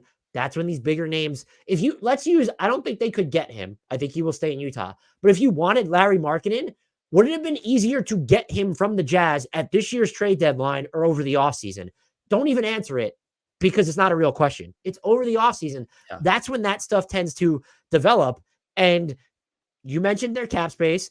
And the other thing that they could do, I know everyone's going to be focused on maybe they still need to get bigger, but like you talked about this with Giddey, but it's also Dort. Like if you're subbing out Giddey and it's going to be an actual shooter, honestly, how much bigger do they need to get? Like, yeah, you're always going to give up the deficit on the glass, but if you playoff proof your spacing against defense, not even just the shot making, because look, J-Dub and Chet Holmgren, spoiler alert, they'll play better. It'll happen. If you're going to preserve your spacing or put players on the floor, we saw it a little bit with Isaiah Joe, but he's even a guy where defenses are okay with just, it's Isaiah Joe. It's not. Right. So if you're getting someone, maybe it's a wing, but that's why if it was OG Anunoby as an example, you're not getting too much bigger. Like you're getting someone who could defend all 5 positions. I know that's an exception, but you could get Mikal Bridges and that will solve a lot of your issue, not your rebounding one, but like no team is going to be perfect. And I honestly believe you're going to have to make concessions if you want to play 5 out to optimize Shea and J-Dub. Like there's just going to be concessions made. And yes, could you get another big body throw out in those backup minutes? Sure. Who could make reads in the center of the floor, be more of a roller than Chet Holmgren? Sure. They would not have helped you win this. They would have helped you, but they wouldn't have been the difference in this. Like again, a star, sure. But like Anthony Davis, yeah, he might have helped you win this series. Like, okay, go like spicy take. I don't know who the name is I don't know if you've thought about names for them, but I think they have so many options, not just because of the assets and the cap space they have, but because that what they need, it's been boiled down to they just need to get bigger and more physical. And that's not true. Like, yes, it could be an option, but like you have different avenues to explore. And I think the bigger one, I think maybe a majority of Thunder fans, maybe they're not after the series, but there feels like we talked about the Tibbs cycle earlier in the podcast. There's like this weird on the court cycle with Josh Giddey where it's, he hits it like, oh no, he can't be on this team to it's, he's hitting enough of his threes. And it's, like you just sign him and like figure it like to now it's, no. We see and by the way, that's the information you needed that you couldn't have been sure of. Would the Josh Giddey fit endure into the playoffs the way that it did during the regular season? The answer is now no. They know it for sure. Build out your rotation, your team from there. I know it's weird because he's extension eligible and we don't really see guys on their rookie scales get moved like that normally, but like you could I'm saying I don't really have specific names. I think because it could be so many different types of players. Like if they wanted to I mentioned Anunoby, they should absolutely just be, hey, we'll give you the max if you want to come here just to put pressure on the Knicks. If Mikal Bridges becomes available, if like they could get, do you think it needs to be a star though? Or are we talking about someone who's more like if they got a top 50 player or something? Maybe that's even too ambitious. No, Denny Avdia. Sorry, I didn't mean to yell at you like that. No. So the guy, this isn't like this name. His name. You said his name, and his name has been like this is the one for I don't know, basically all year. I think to me it's Markkinen, and I don't know like. What I do know is that the Thunder have enough draft assets to put an offer on the table that Utah just can't say no to. Like that is, I don't know what it needs to be. If you could make a gross overpay or what would seem like it, but maybe that has been the point all along is like, we're positioned now to just force the Jazz to trade us a guy that they want to keep. But they just like, they can't look at this package of assets and whatever salary you need to throw in there. They just can't say no. The reason, so the Holmgren piece of it complicates things like kind of in a good way. Cause I'm okay with going forward with Holmgren as your quote unquote lone big or as your 5. By the way, he was a rookie this year. And could it just be that playing so many games caught up to him after not one, never playing that many, but also you had a year in which you just weren't playing. And like he's an all defense caliber guy already. Like you can the rebounding, sure. Like I don't know how you're gonna crack that, but I think you're right in that you are just gonna have to make some concessions to play the way you want to play to optimize the talent you have, and that might be one of them. The rebounding may just never improve. They need, it's not like, again, it's not like they need to get like a ton better. They can get a little better at that stuff, and then maybe that's all it takes, and you're in the conference finals, and that's all you can ask. So the reason I like Markkanen is he's the anti-Giddy in that, like, he's going to be moving around off the ball. He's a catch and shoot threat. He has the size, though, to, he's not going to protect the rim, but like he'll get a few more rebounds than, your standard running off screens, 3-point shooting threat. And like, I just think defensively, you have enough elsewhere that if you're concerned about Markkanen's defense, like you could just hide him someplace. But it's like, it's nice to hide a guy that's 7 foot, as opposed to what do we do with Josh Giddey? What do we do with Isaiah Joe? So just like getting the shooting and the size and the upgrades. I do think like the Dort piece is really, that's not your first like option of like, where are we upgrading? It's obviously the Giddey spot, but like if Cason Wallace who already defensively is like, he's not Dort, but like he's real close for a rookie. Like it's shocking how close he could potentially get to Dort's defensive level, like as soon as next year. And if he's going to shoot more threes, then like suddenly Dort is just like, well, now we're paying him too much for what we need him to do. So I think Wallace developing could make some Dort decisions happen sooner than later. Not that you have to do anything there, but I again, like, I think Markkanen is just the right piece for this team. I think I would agree with you on Markkanen.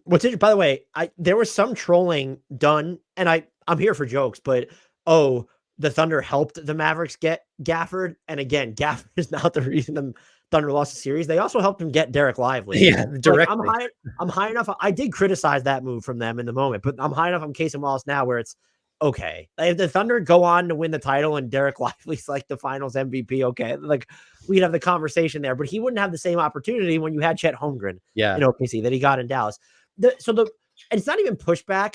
I believe that there's maybe a little bit more specificity to the search they need to go on. You have Shea on this big deal. J-Dub and Chet Holmgren are going to be on maxes. If you want this team to realistically keep this core together, I don't think you can go get someone who's either already on a mega deal or going to get a mega deal very soon, unless it's as Brian Windhorst calls it, the fun max. Larry Markkanen is going to get the not so fun max. I mean, like, good for Larry Markkanen that he might even get it from the Jazz and renegotiate and extend. And that's why if you really wanted to criticize them not going to get PJ Washington in the moment, I thought the Mavericks overpaid.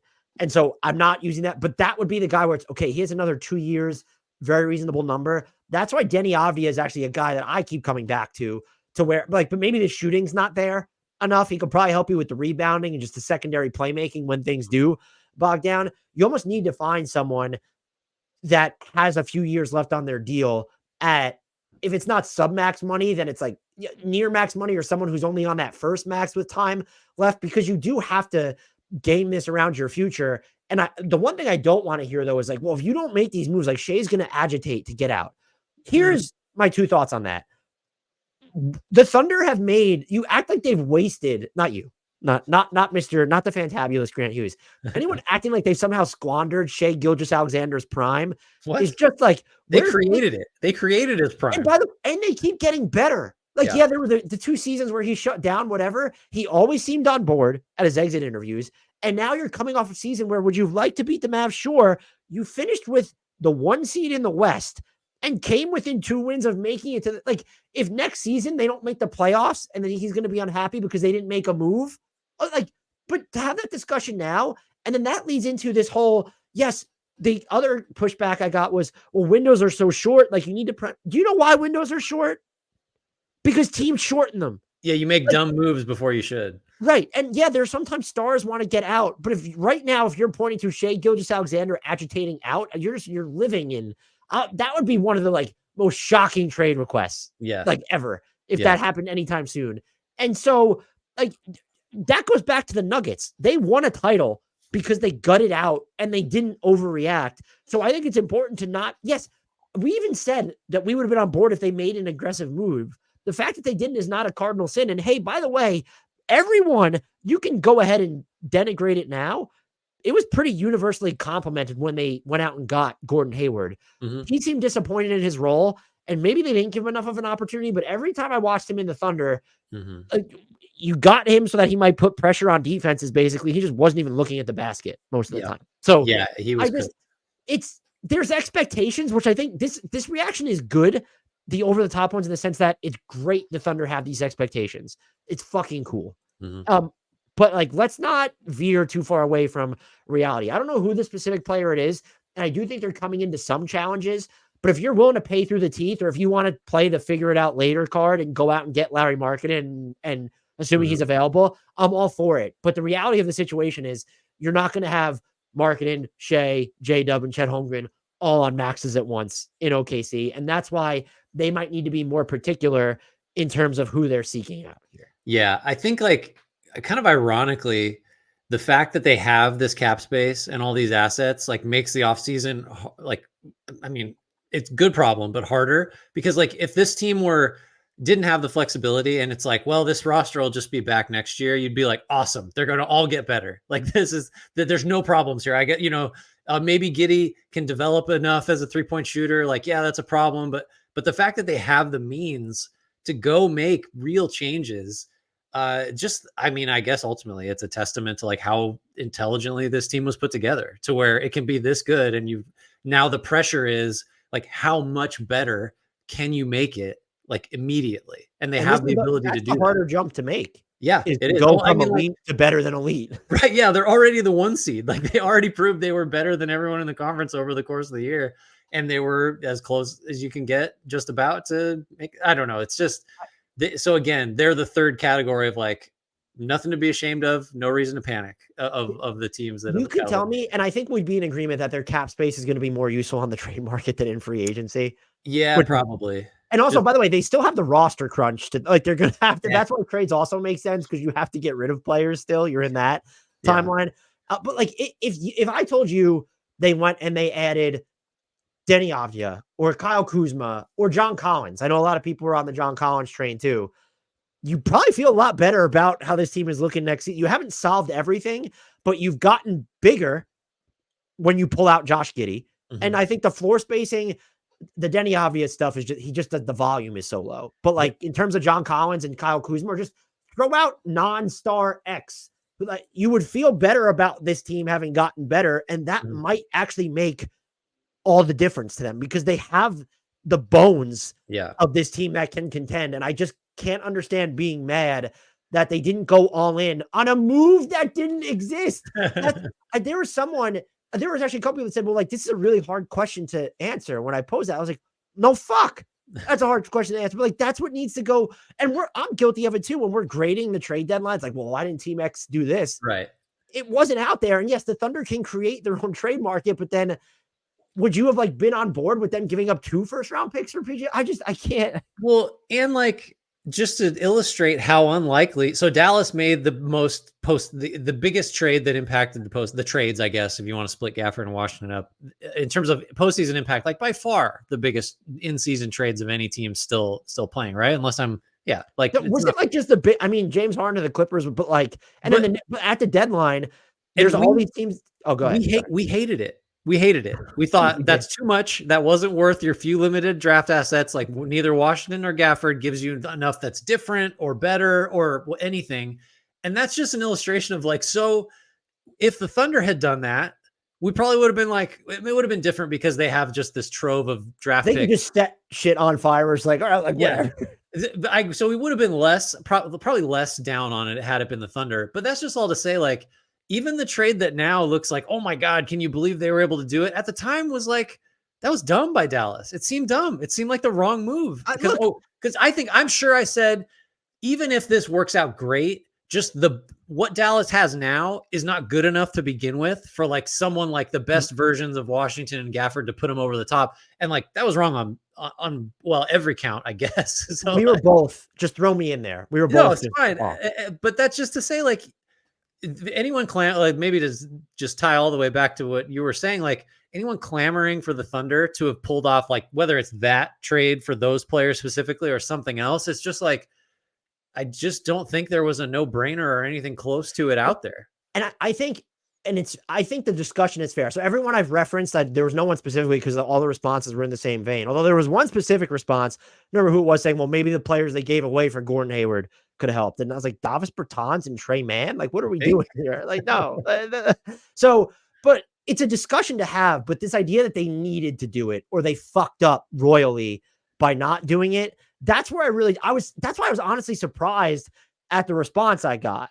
And so they just have a bunch of draft picks, 35 plus million in cap space, and the best team in the Western Conference during the regular season. Like, that's a pretty good starting point to be there. You mentioned the Mavs, though. You want to talk some Mavs Wolves? What's the biggest thing you're looking for the series? If there are any takeaways you have for the previous one with Minnesota or whatever, but what's just the biggest thing you're watching with this series? Yeah, I guess I haven't given it a ton of thought. I think so. Minnesota had a lot of success keeping Gobert out of like primary actions defensively. And I'm trying to imagine how easy that will be for them to do against Dallas, because obviously what Dallas would love is to involve Gobert in like every high screen for Luka and just kind of see how he can pick that apart. So does that mean, so I guess that's the matchup I'm watching, is like, where is Gobert going to be? And then will it be possible on offense for Dallas to find him to make, or at least make Minnesota have to mess around with some stuff, kind of like Denver did, like, oh, Aaron Gordon's going to handle now, so Gobert's going to be involved for a couple games there. And then I guess that just wasn't as big of a part going forward in the rest of that series. So that particular matchup, that particular interplay, because I do think, like, I mean, odds are Dallas is going to be able to defend, I think, reasonably well against Minnesota's offense, which, by the way, like, wasn't very good for most of that series against Denver. So I think the other side, what does Minnesota do with Luka, specifically with Gobert? Yeah, so mine's semi-related to that, but it's also what you mentioned too, is if Derrick Jones Jr. and PJ Washington, because those are the two guys that I think you could say, all right, like, hide Gobert on them, and then maybe the Mavs decide to use one of them as the screener, but then you could just stick Gobert on the other one and like peel off or whatever. If they're just shooting threes, like the way that they were, then it's okay. Well, then, like, what the fuck do we do? Yeah. Because it's not even, we don't even need to involve them in the primary action. Like, playing Gobert off of them is going to be problematic. Right. So Karl-Anthony Towns, which, first of all, there are like 90 different Karl-Anthony Towns agendas. And depending on the day, like, one of them is penning out. It's really cool. I know we don't necessarily go into the sentiment all the time. It's just really fucking cool to see him here. Just kind of like the lone holdover in Minnesota through all this shit and turmoil, and just what's been looking at not only the stuff he's gone through, the death of a parent during COVID and all that, and but just like people questioning whether, or not even questioning, but they've just I can even loop us into this maybe a little bit. Like, they just decided that he's eventually going to be traded because of his contract after the Gobert trade. And it was, and because, well, I mean, he's so imperfect. Like, he's not worth this money. They don't need him. Like that kind of thing. Like, it's not just the money. It's like, he's got all these issues that to this point have like not been real helpful in the postseason. And so that redemptive angle is big too. And I will say, it is a little hypocritical because I could say the same thing about Julius Randle. Like, his postseason sample before this year was like 11 games. Right. It's just like, hey, maybe if he's on a better team that plays longer, he'll have more trademark moments like he did in Game 7. Mm-hmm. And he was really good defensively at points throughout that series. I'm wondering if it gets harder to do that against Dallas, because their offense is never going to be running. Like, part of what I think the appeal of him going up against Jokic is that he's not facing up and like trying to drive by you all the time. He's either going to operate out of the post or from standstills, elbows, all that stuff. Mm-hmm. And that should be easier to guard than if, one, you stick him on Dallas's big, all of a sudden he's just in space a lot more. Against, if you're switching, you're going to have him like having to make decisions in space. Or if there's a guy like Derek Lively who is like maybe able to get past him on those rolls to the basket, I'm wondering does this become a series where we see more of like the Nickeil Alexander-Walker plus the starters variation because of that? I know Dallas is still super huge, but they're still only right now, unless Maxi Kleber is going to come back, kind of playing with one big. And so is there any sort of matchup, puzzling out that they need to do there? You also do, though, because you mentioned their offense, I think it becomes a lot more important on the offensive end in this series. Just, you're going to need someone who's, that Dallas has these two dynamo scorers in Kyrie Irving and Luka Doncic. And yes, they both haven't really been scoring a ton, and Doncic is dealing with that knee injury. But like, there's going to just be a night where those two go off, or the Mavericks have an otherworldly offensive performance, can you kind of float? It's just easier to count on someone who's a good 3-point shooter rather than, can Jaden McDaniels continue to go off on it? Like, which one are you going to lean on more when they need a night where it has to be, I don't want to call it a shootout, but we need to have a more dynamic offense? Because I think what's interesting about this series is Dallas, to me, has the higher offensive ceiling, and then Minnesota has the lower offensive floor.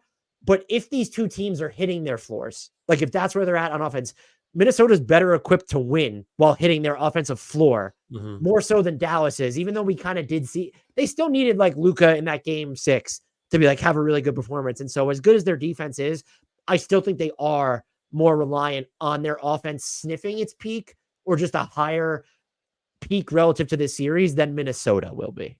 Do you think we'll see some of the same tactics with respect to Anthony Edwards that Denver used, which is like super aggressive, consistent, get it out of his hands doubles, and just the second defender's there right away? Like, do you think that Dallas will view the rest of Minnesota's offense with as much disdain as Denver did? Is it like let's see you beat us type of thing?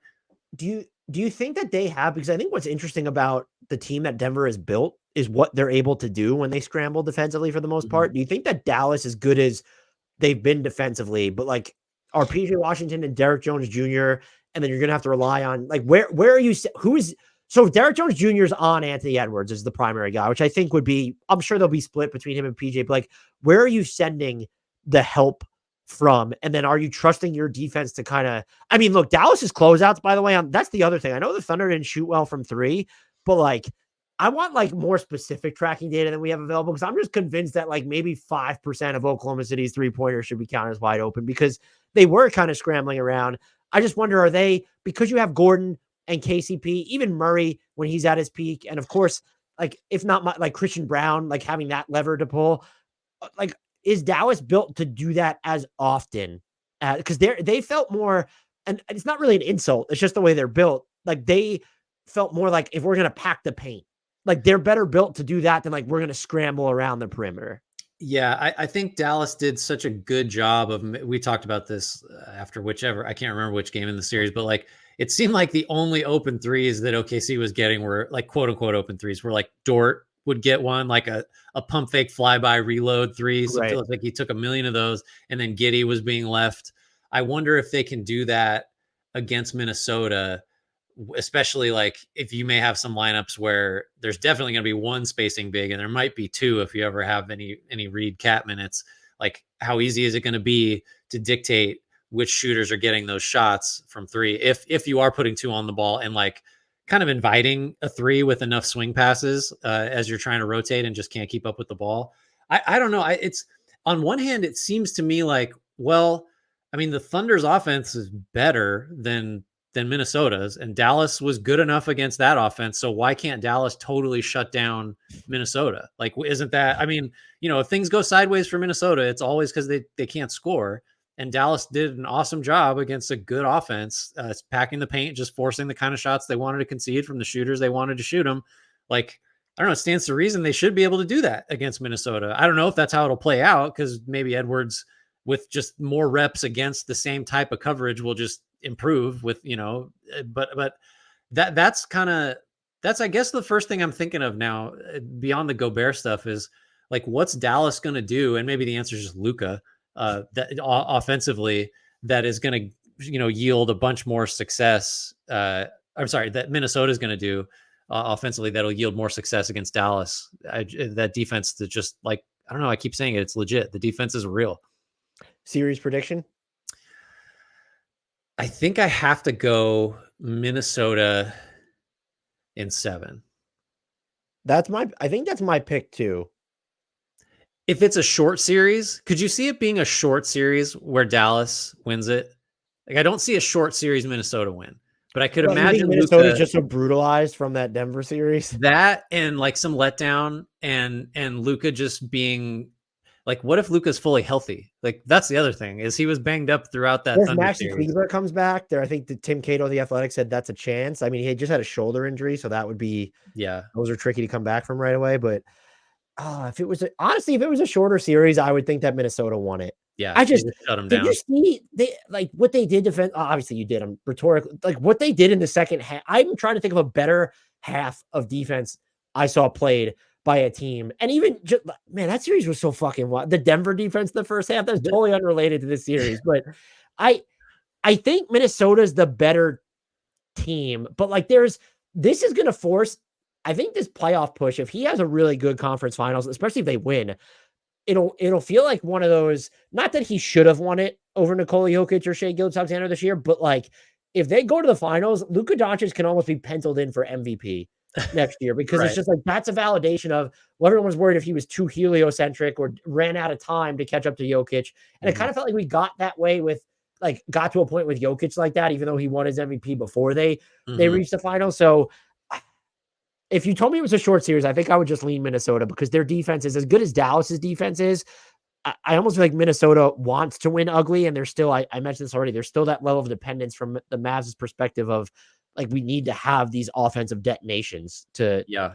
to edge you out. And also just like this wouldn't have been true if we said in the regular season. I think you could more easily envision leading into the series based off what we had seen saying, yeah, I could see Dallas outperforming OKC on defense. Mhm. The idea of Dallas outperforming Minnesota on defense, Tough. very tough. Very tough. Yeah, I just the levels that Minnesota hit against Denver were so high. Like, and they weren't there all the time, but their high highs were just this team looks unbeatable. Like, basically, it's they didn't sustain it, but it was enough to beat the defending champs. Like, yeah, I don't know, man. The defenses are both like basically going into this series. It's almost impossible for me to imagine either offense like being halfway decent, just because the Do you defenses were think so good. do you think that'd be though, like, I'm with you. I wonder if I'd feel differently if Luca had played differently to this point, where it was just like there's clearly something up with his knee, and he's only kind of had Yeah, like a here and there, like a semi-trademark Luca game. yeah. You want to talk the East? I I mean, feel like this will be short. Uh, and by the way, I just want to reemphasize how wrong we collectively were on the Mavericks. We're not picking them to win this series, so that's probably good for their fans because we picked against them in the first round too. No, we picked them to beat the Clippers, but I can't remember, but I definitely didn't pick him to beat the Thunder. I know that. no, I didn't pick them to beat the Thunder either. So Pacers, Celtics, I did see it was funny how, and I get it to an extent how Pacers fans were basking and no one picked them to beat the Knicks. And I was like, yeah, they probably deserve this victory lap. But at the end of the day, like you beat like close to the G League version of the Knicks, like just based off all those injuries. Yeah, I mean, you gotta like look. By the way, we didn't talk at all about the Pacers basically like playing one of the best offensive postseason games anybody's ever played. Tyrese Uh, Halliburton just, he continues to like finding his shots a big one, but he's also throughout that series, the way he was able to kind of toggle between existences where we framed it at some points like, oh, is he being too passive? And it's like, does he just understand the balance that he needs to strike because of Siakam? And if they want to play a bunch of TJ McConnell, and he was playing chess and we were thinking about checkers. That yeah. seems like what it was. Also, just give me the guy that you have that is so good as a facilitator and so hardwired to do that that you need to coax into shooting more than the alternative. Like the guy you got to rein in and like make him try to make teammates better. Like having the hard wiring of I need to get the best possible shots for the other four guys is like it's going to take you. I'm into that. It's going to take you a long way. I think like I just can't. Sorry, I'm just going to be very direct about it. Even if Porzingis doesn't play, if Porzingis is healthy, he's going to miss games 1 and 2 at least. It seems like if he's healthy, then like it's like a 5-game series Well, tops, I think. But like if he's not, I could see the Pacers getting a couple just because the offensive level they can hit is really really high. But the Celtics just like they're just better. Like what? How do we keep doing this every series? It's like I don't know. I don't know. What are the Pacers going to do? Certainly offensively, because that's where you have to start evaluating them because that's how they define themselves. Other than run, that is really going to give Boston like, oh my god, like what do we do about this? Like, because you might say, well, Siakam against Smalls, it's like, well, he's going to have Tatum or Brown and help, so it's not quite the same thing as going against DiVincenzo or Hart or whatever other like undersized combo guard or wing there is. Plenty of guys to throw at Halliburton. You can be really switchy if you want to. You can trap if you want to and have guys on Boston's back line fly around. Offensively, if you flip it, I guess like Porzingis not being there as a switch killer might make it so that Boston gets into the worst habits that it has, where it's just pounding the dribble and shooting threes. But like Indiana has had two like beat up opponents. They beat them, but Boston's just a different thing. Yeah, I would with Indy. So I'm wondering, I guess I thought their biggest weapon would be their ability to attack defenses when they're not set. But then that's still also the way that they defend and the bodies that they have right now. It's, well, them ensuring that they're going to be in transition enough to really take advantage of Boston means that they need to defend well enough for Boston to miss shots, and they're just not going to. And so it comes down to, again, is there going to be that shot making variance from the Celtics to where it makes it easier for the Pacers to get out and run? And we know that they'll run no matter what, but Boston had the best transition defense in the league during the regular season and was second in limiting opponent frequency in transition. They are now first in the postseason of limiting opponent transition frequency. I know that they have not played the best level of competition here, but like they did play the version of the Cavs that is built to move faster and shoot more threes. I don't want to diminish what the Pacers have done to get here. And I also think it's cool. This is both the Mavericks and the Pacers. I like seeing teams being rewarded for making the aggressive moves where it's like they went out and got Siakam, and you could say if the Pacers don't want to touch their core because they think they're a finished product and they're very much going to read into this like the Hawks did in 2021 or whatever that was when they reached the conference finals. I get that concern, but them getting here, all you can do is play the teams in front of you. And it's just Siakam was a big part of them winning that. So I like kind of seeing these teams. It's the same thing with Dallas. You were rewarded because there was no way we would have picked either of these teams. We didn't pick either of them to make the conference finals after they made the trades. Nope. This series is just, I can't spend the brain power on it unless we get to a game 6 or something. And I'll throw it to you this way. What is more likely in your mind, that the Pacers are swept or the Pacers get to a game 6? Ooh, if you said 7, I would have definitely said the sweep was more likely. That's why I didn't say 7. 6. That's why you're a master. 6 is like, oh man. I guess I can't say sweep. I can't say sweep's more likely. I think Boston just has a shit game in it. I feel like it's a given. And so I'll say it's more likely that it goes 6. And that really has more to do with Boston than Indiana, I think, which is like, again, I feel like we're just being totally dismissive, and I'm sorry about it, but we've seen Boston in 2 series that probably should have been sweeps, just, not quite pull it off. Like sweeps are hard, especially at like this level. So I guess it's 6. You think it's 6, right? You don't think it's more likely at Boston sweeps, do you? Yeah, I think the way that their offense can bog down sometimes, and they just get to these points where all of a sudden operating for low percentage looks late in the shot clock. I don't understand it. So I could see them. So you have that. And then if there's a night where they're missing threes, like the Pacers have the offense, just blow them out of the building. And then what if Porzingis comes back in game 3, doesn't kind of look the same? There's a learning curve for him to come back. Is that a game that the Pacers, they'll be at home, that they're just able to steal? So I definitely think it's 6. And I was actually going to ask you, with Kristaps Porzingis, and it sounds a little stupid because of his rim protection, but like, are the Pacers, are the Celtics better equipped? They're better equipped to defend Indiana with one big than they are with both of their bigs on the court, right? And so like Kristaps Porzingis coming back would add an interesting wrinkle to that, where would they more aggressively stagger him and Al, which they do already, but like, would they more aggressively stagger it, even though there's a Siakam and Turner on the court a lot of the time for the Pacers? Yeah, I think that's probably right. Because if they're both out there, you'd surely put Al Horford on Siakam because he's going to move his feet better and be more comfortable in screening actions. But then you still have Porzingis all the way out on Turner. So like, that's not ideal. It's not the best use of him probably. So, I mean, we didn't really talk about that. We don't need to get too deep in the weeds, but like if it is one big across the board, and it's Porzingis on Turner, I mean, maybe you try to find someone, you put Porzingis on like Nesmith or something, and he gets to roam, and you figure out like Jason Tatum is on Turner or something like that. Like that's the cross matching with the bigs specifically should be interesting. I just think like Porzingis is so and like, look, another reason that the Celtics might lose a game here is because they're like in their heart of hearts are like, we're not really in danger, and there might be some let up at some point. But Porzingis, I think, is really important because he just keeps them from their worst instincts sometimes, because like you can't ignore the 7'3" guy that's posting up on a switch against a 6'4" guard. Like right. you have to throw it to him, and that keeps you from doing the Boston stuff that we don't like. The other thing I can't get over too is how, I won't even say hard, it's impossible to kind of hide Halliburton defensively in this series, right? That's a great point. Yeah, what do you do with him? Like Jaylen Brown? Jaylen Brown's going to eat him alive. He's going to put him in the basket. I don't know what you do with him. I feel so bad saying about the Pacers. They deserve to be here. They beat the teams that were in front of them. I could envision them winning the Bucks series. I could envision them winning the Knicks series.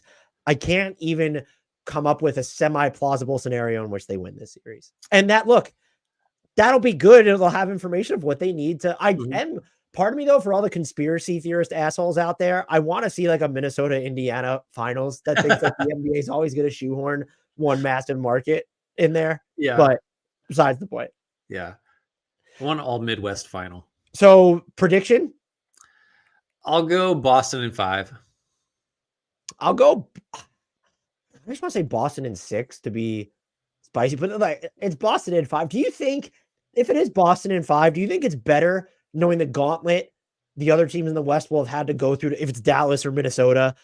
Is it beneficial to them that they didn't have to play as many games? And so like their bodies are in theory just more well rested, or is it better? Or is it worse because they haven't, they've maybe taken some teams' best punches, but it's like the best punches from the Heat that have nobody is different from the best punch of a Dallas or Minnesota squad with everybody. It's hard to imagine, assuming Boston makes it, and let's say they win it in 5, like there ever having been a team that won so much in the regular season and then just cruised so easily in the playoffs to where they get to the finals and you're like, yeah, I'm not sure yet. Like that's like, how can that be the reaction? I think it's probably better just to get there fresh and have the like questions of like, they didn't really face anybody yet. Like, and not be sure than it is to whoever comes out of the West is like, you're a decorated war hero. Like you survived the gauntlet. Just making it this far is an achievement. We know everything we need to know about you at this point because you've been tested by a bunch of different types of like credible threats. Where Boston, we just won't be able to say that almost no matter what. Like even if it goes 7, probably if it goes 7 against Indiana and Boston wins, we'll have more questions than if it went 5, just because we haven't seen enough to be sure. Yeah, I think having said all that, I think the rest is just going to be more valuable, I guess. But it doesn't make you feel great either way. Very quickly, since they were announced when we were recording this, just wanted to get your quick hitting thoughts on the all rookie teams. First team, Victor Wembanyama, Chet Holmgren, Brandon Miller, Jaime Jaquez Jr., Brandon Pajemski. Congrats, big day for you. Big day. Second team, Derek Lively II, Gigi Jackson II, Keontae George, Amen Thompson, and Cason Wallace. Any thoughts? I'm a little Gigi Jackson's the surprising name to me. I forget who we maybe one of us had Asar as I'm surprised he didn't make. That's the one that stands out to me is just, he didn't do enough before getting injured to kind of make it. I mean, I had Cason Wallace over Pajemski as my first team. But actually I'm looking now. Yeah, I had Asar on my second team. So I also had Bilal Coulibaly. Shout outs to him. If you're watching the playoffs and we're factoring that in, Derek Lively II absolutely just belongs in the first. Like that. Yeah, right. We need to admit that. Regular season, I am surprised that Asar Thompson didn't make a team, but I look at it and it's, I don't know that I have any issues with. Like, do you look at someone and say, probably if you had to pick the two, it's not Gigi Jackson, it's not Derek Lively, and it's not Cason Wallace.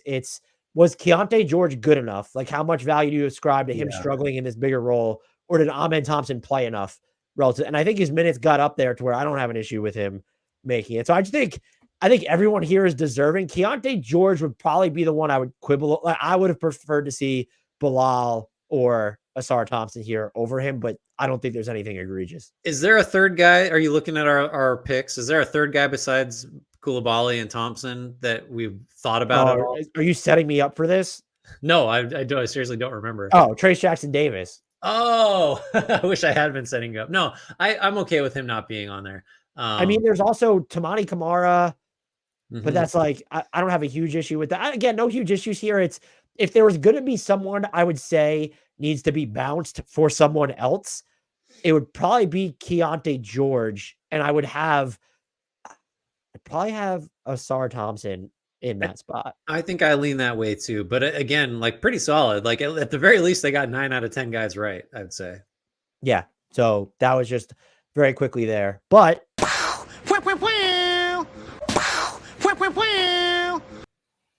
stat padding time. Guess a player this time. I don't know if it's everyone's favorite, but everyone's favorite. Guess a player.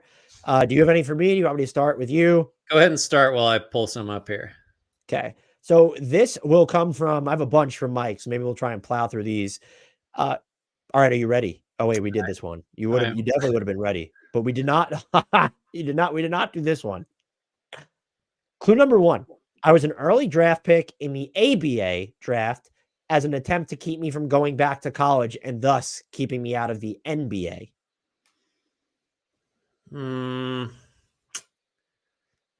I gotta try ABA. I mean, Julius Erving. Not him, but I respect it.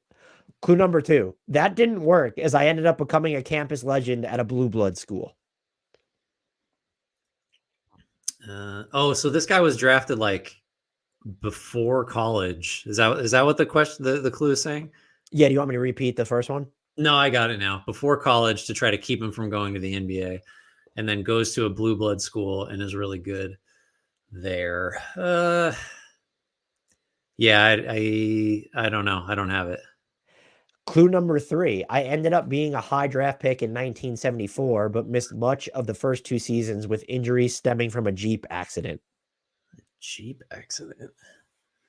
That was one of the clues where it's like, you could have just got, like, if you know it, you probably would have gotten it, but I also don't know that I would expect you to know it. You wouldn't expect me to know the Jeep accident early in a career that, that anecdote is kind of just like, oh, I know it. I know who it is. Or it's just, you don't know it. Do you know it? Yeah, I'm looking right at it. Okay.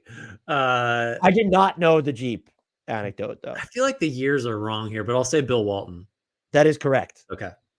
So the other clues, by the way, nice job by you. Out of 10 clues, you did it on clue number 3.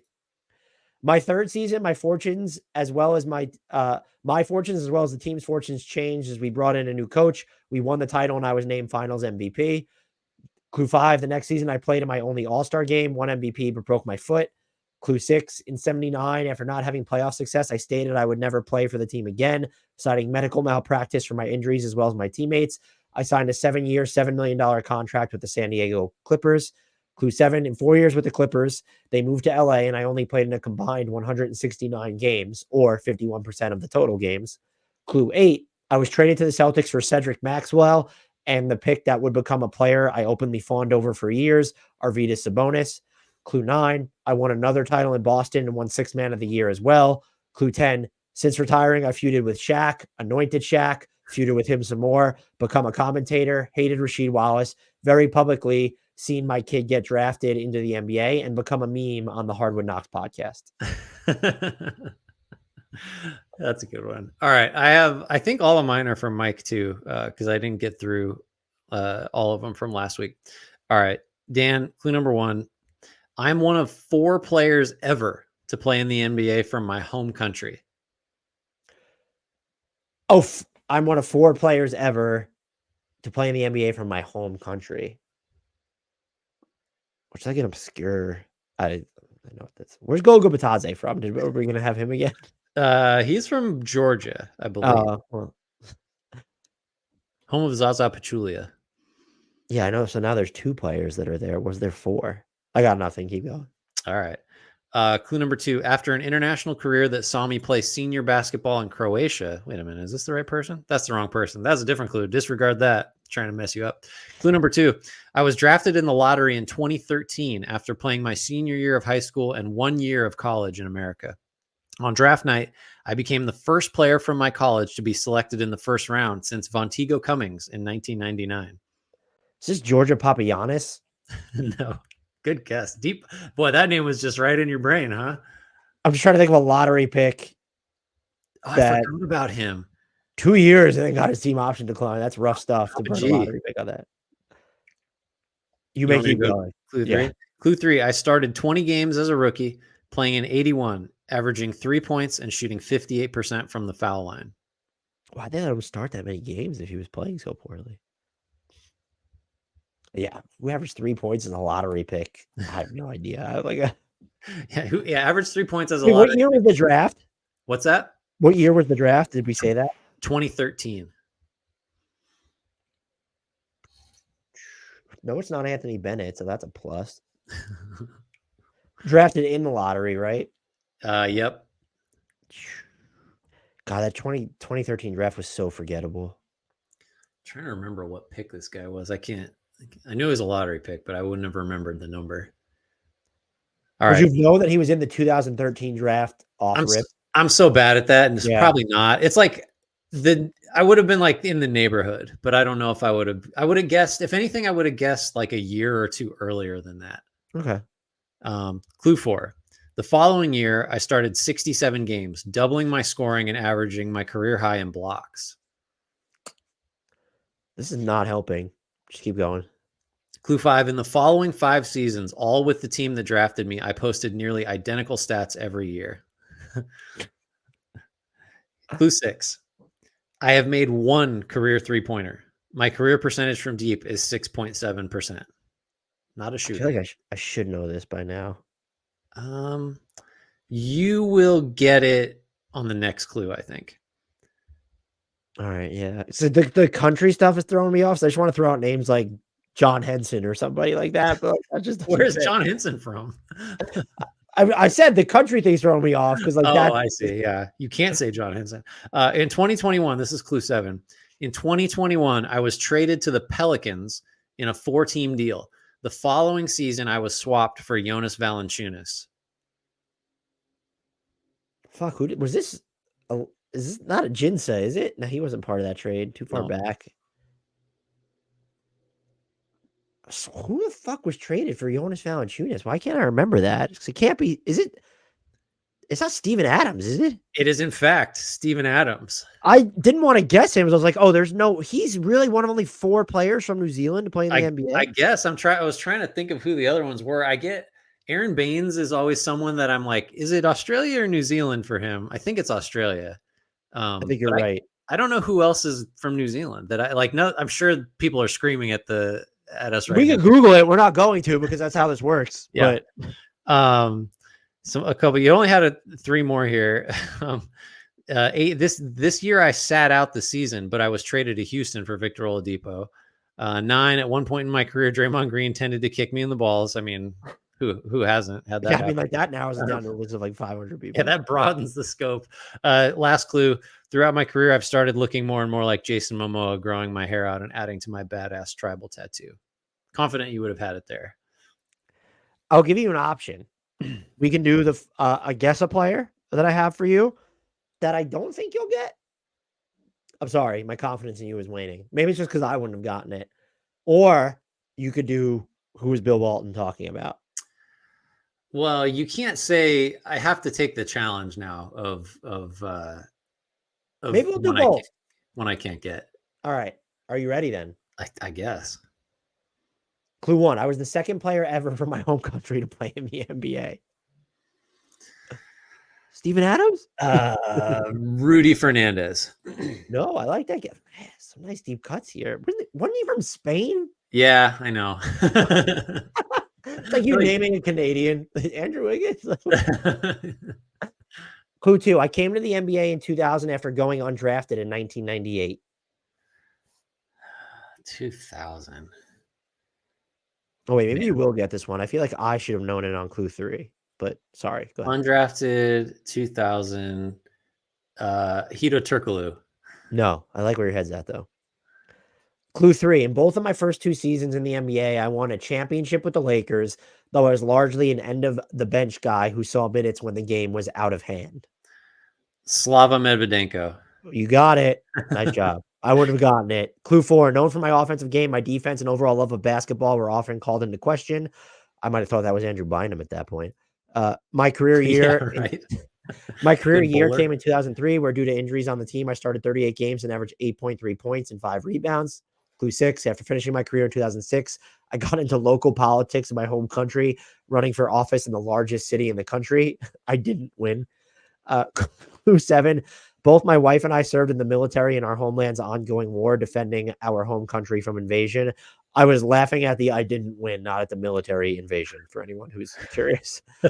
In 2022, I auctioned off my championship ring to raise funds to help raise money for my country's military post-invasion. Jeannie Buss gifted me 2 replacement rings. Clue 9, Stephen A. Smith had an unhealthy obsession with calling me a scrub. I can hear him saying his name. Or no, he always used to say Rasho Nesterovich too, Stephen A. would. I did not know that he had a scrub bit with those. No, I don't know. All right. I actually think I have some. Oh no, I think we did those. I have one more guess a player for you from Mike that I'm pretty sure we haven't done that you will get. All right, let's do it. I have to ask you some of the Bill Walton stuff. Okay, sorry. I'm already getting a kick out of him. We'll do that. We'll do this, and then we can end with the Walton stuff. Clue number 1. I was drafted in 2011 by the Sixers. 2011. Oh my God, that's so long ago. Well before I'm like thinking process era Sixers. I'm like, well, no, that's even further away than that. A couple years before. 2011 by the Sixers. I think this is Drew Holiday. This is not Drew Holiday. That's a really good guess, though. As a rookie, Clue 2, I played 51 games, starting 15 and averaging 5 points a game. So not doing much as a rookie.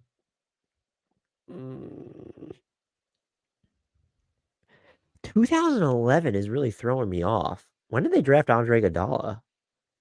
He's like 05, 04, I think. Shit. All right. I think.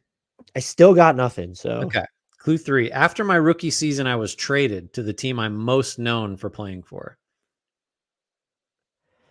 So the Sixers did something stupid in 2012. That was the year of the 4-team Dwight Howard trade. Was that 2012? No. Ooh. Maybe. Year after the lockout? Maybe. I'm not going to respond. All right. So 2012 traded. Who did they give up for? Oh, no. Nikola Vucevic? That's correct. Way to get there. Good job. That was huge. I thought you were. Well, once you mentioned the trade, I think you heated up a little bit. Yeah, you got it. It is Nikola Vucevic. I was like kind of moving my head weird because I was like, is he most known for the Magic or is it the Bulls now? Probably the Magic. I guess he was an all-star. He's infamous. I know, right? Clue 4, I played with that team, referring to the Magic for part of 9 seasons before being traded to the team. Wow, was it that long? Jesus. The team I'm currently playing for. 5, in the process of getting traded, I reunited with my college teammate. I guess that's DeRozan because they were at USC together. 6, entering the league as a post player, I gradually added more range to my jump shot to the point I was considered a stretch big. That label evaporated this year as my shooting fell off on a team caught in no man's land. It's just spoon feeding us now, Mike. 7, the team I was traded from made the playoffs this year, and I was a dud in my team's playing game opportunities. Clue 8, I bet my current team wishes they could have Wendell Carter Jr. and Franz Wagner instead of me on a contract. I feel like that's some version of that exact sentiment is in every single thing I ever write about Vucevic and the Bulls at this stage. It's just like, yeah. Look, you know what? Until they change their ways, that's the analysis. Right? It feels like it's been pretty steady for quite a while. You don't get to have new takes written about you until you actually do something to warrant them. Yeah, you need to you perform a new take worthy act before you're rewarded with new takes. Before we get into guess or what was Bill Walton talking about, I want to use this. I'll mention it in Discord. We're going to be in the market, I've just decided, I'd like to do shorts on whose NBA draft comp is this. So not necessarily these long-winded who are they talking about type things, but more so like whose NBA draft comp was Michael Jordan, and then you give us 4 choices. If you want to send those, I would say minimum of 3. If you want us to make a segment out of those, message me or Grant because he can pose them to me. I know a lot of our shorts are just me yelling at Grant to give me the correct answer. Do that. So I'll mention it in Discord at some point, but that would be fun because we would definitely get a lot of those wrong. I feel. Yeah, for sure. Like 10% hit rate probably. Seems high.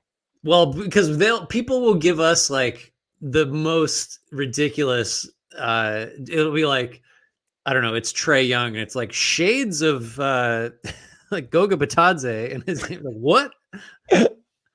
Okay, Grant. Who is Bill Walton talking about? Where would the Clippers be without blank? Lamar Odom, Michael Olowokandi, Sean Rooks, Matt Barnes, or JJ Redick? Feels like a Sean Rooks. That is correct. Nice job.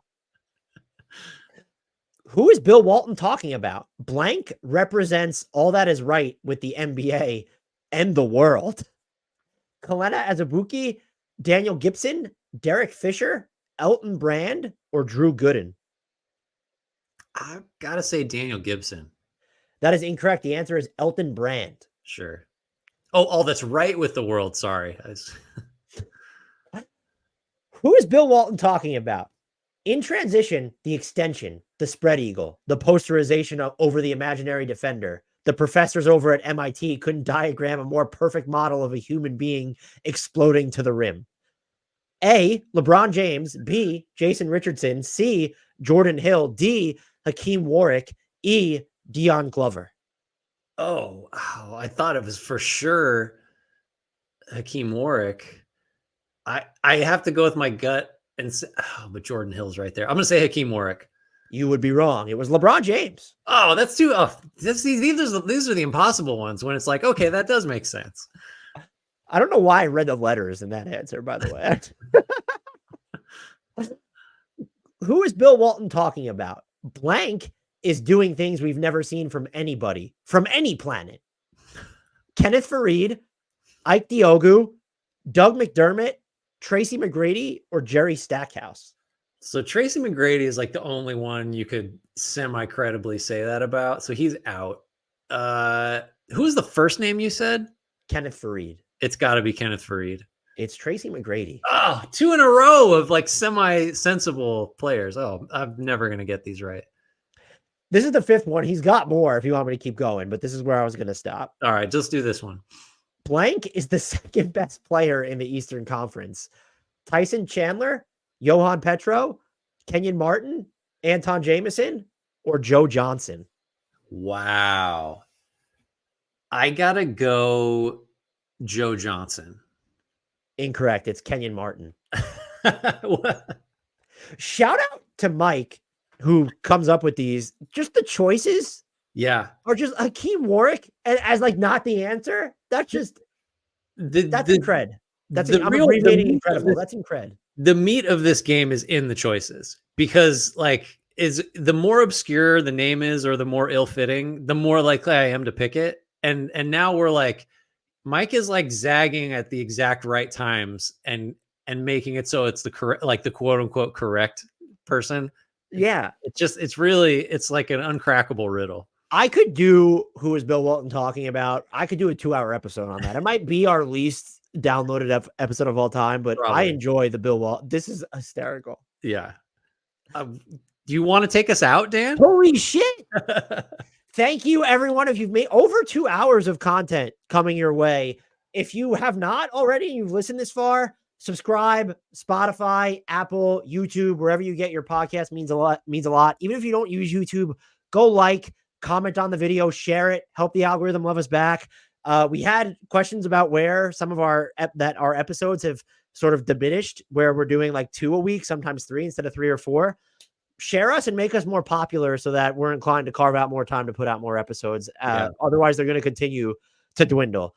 It's weird to say that as the #1 podcast of all time, but we would appreciate any shares, recommendations, bumps on Twitter, since we're still shadow banned. And by we, I mean, I use Twitter and Grant does not. So we're collectively shadow banned.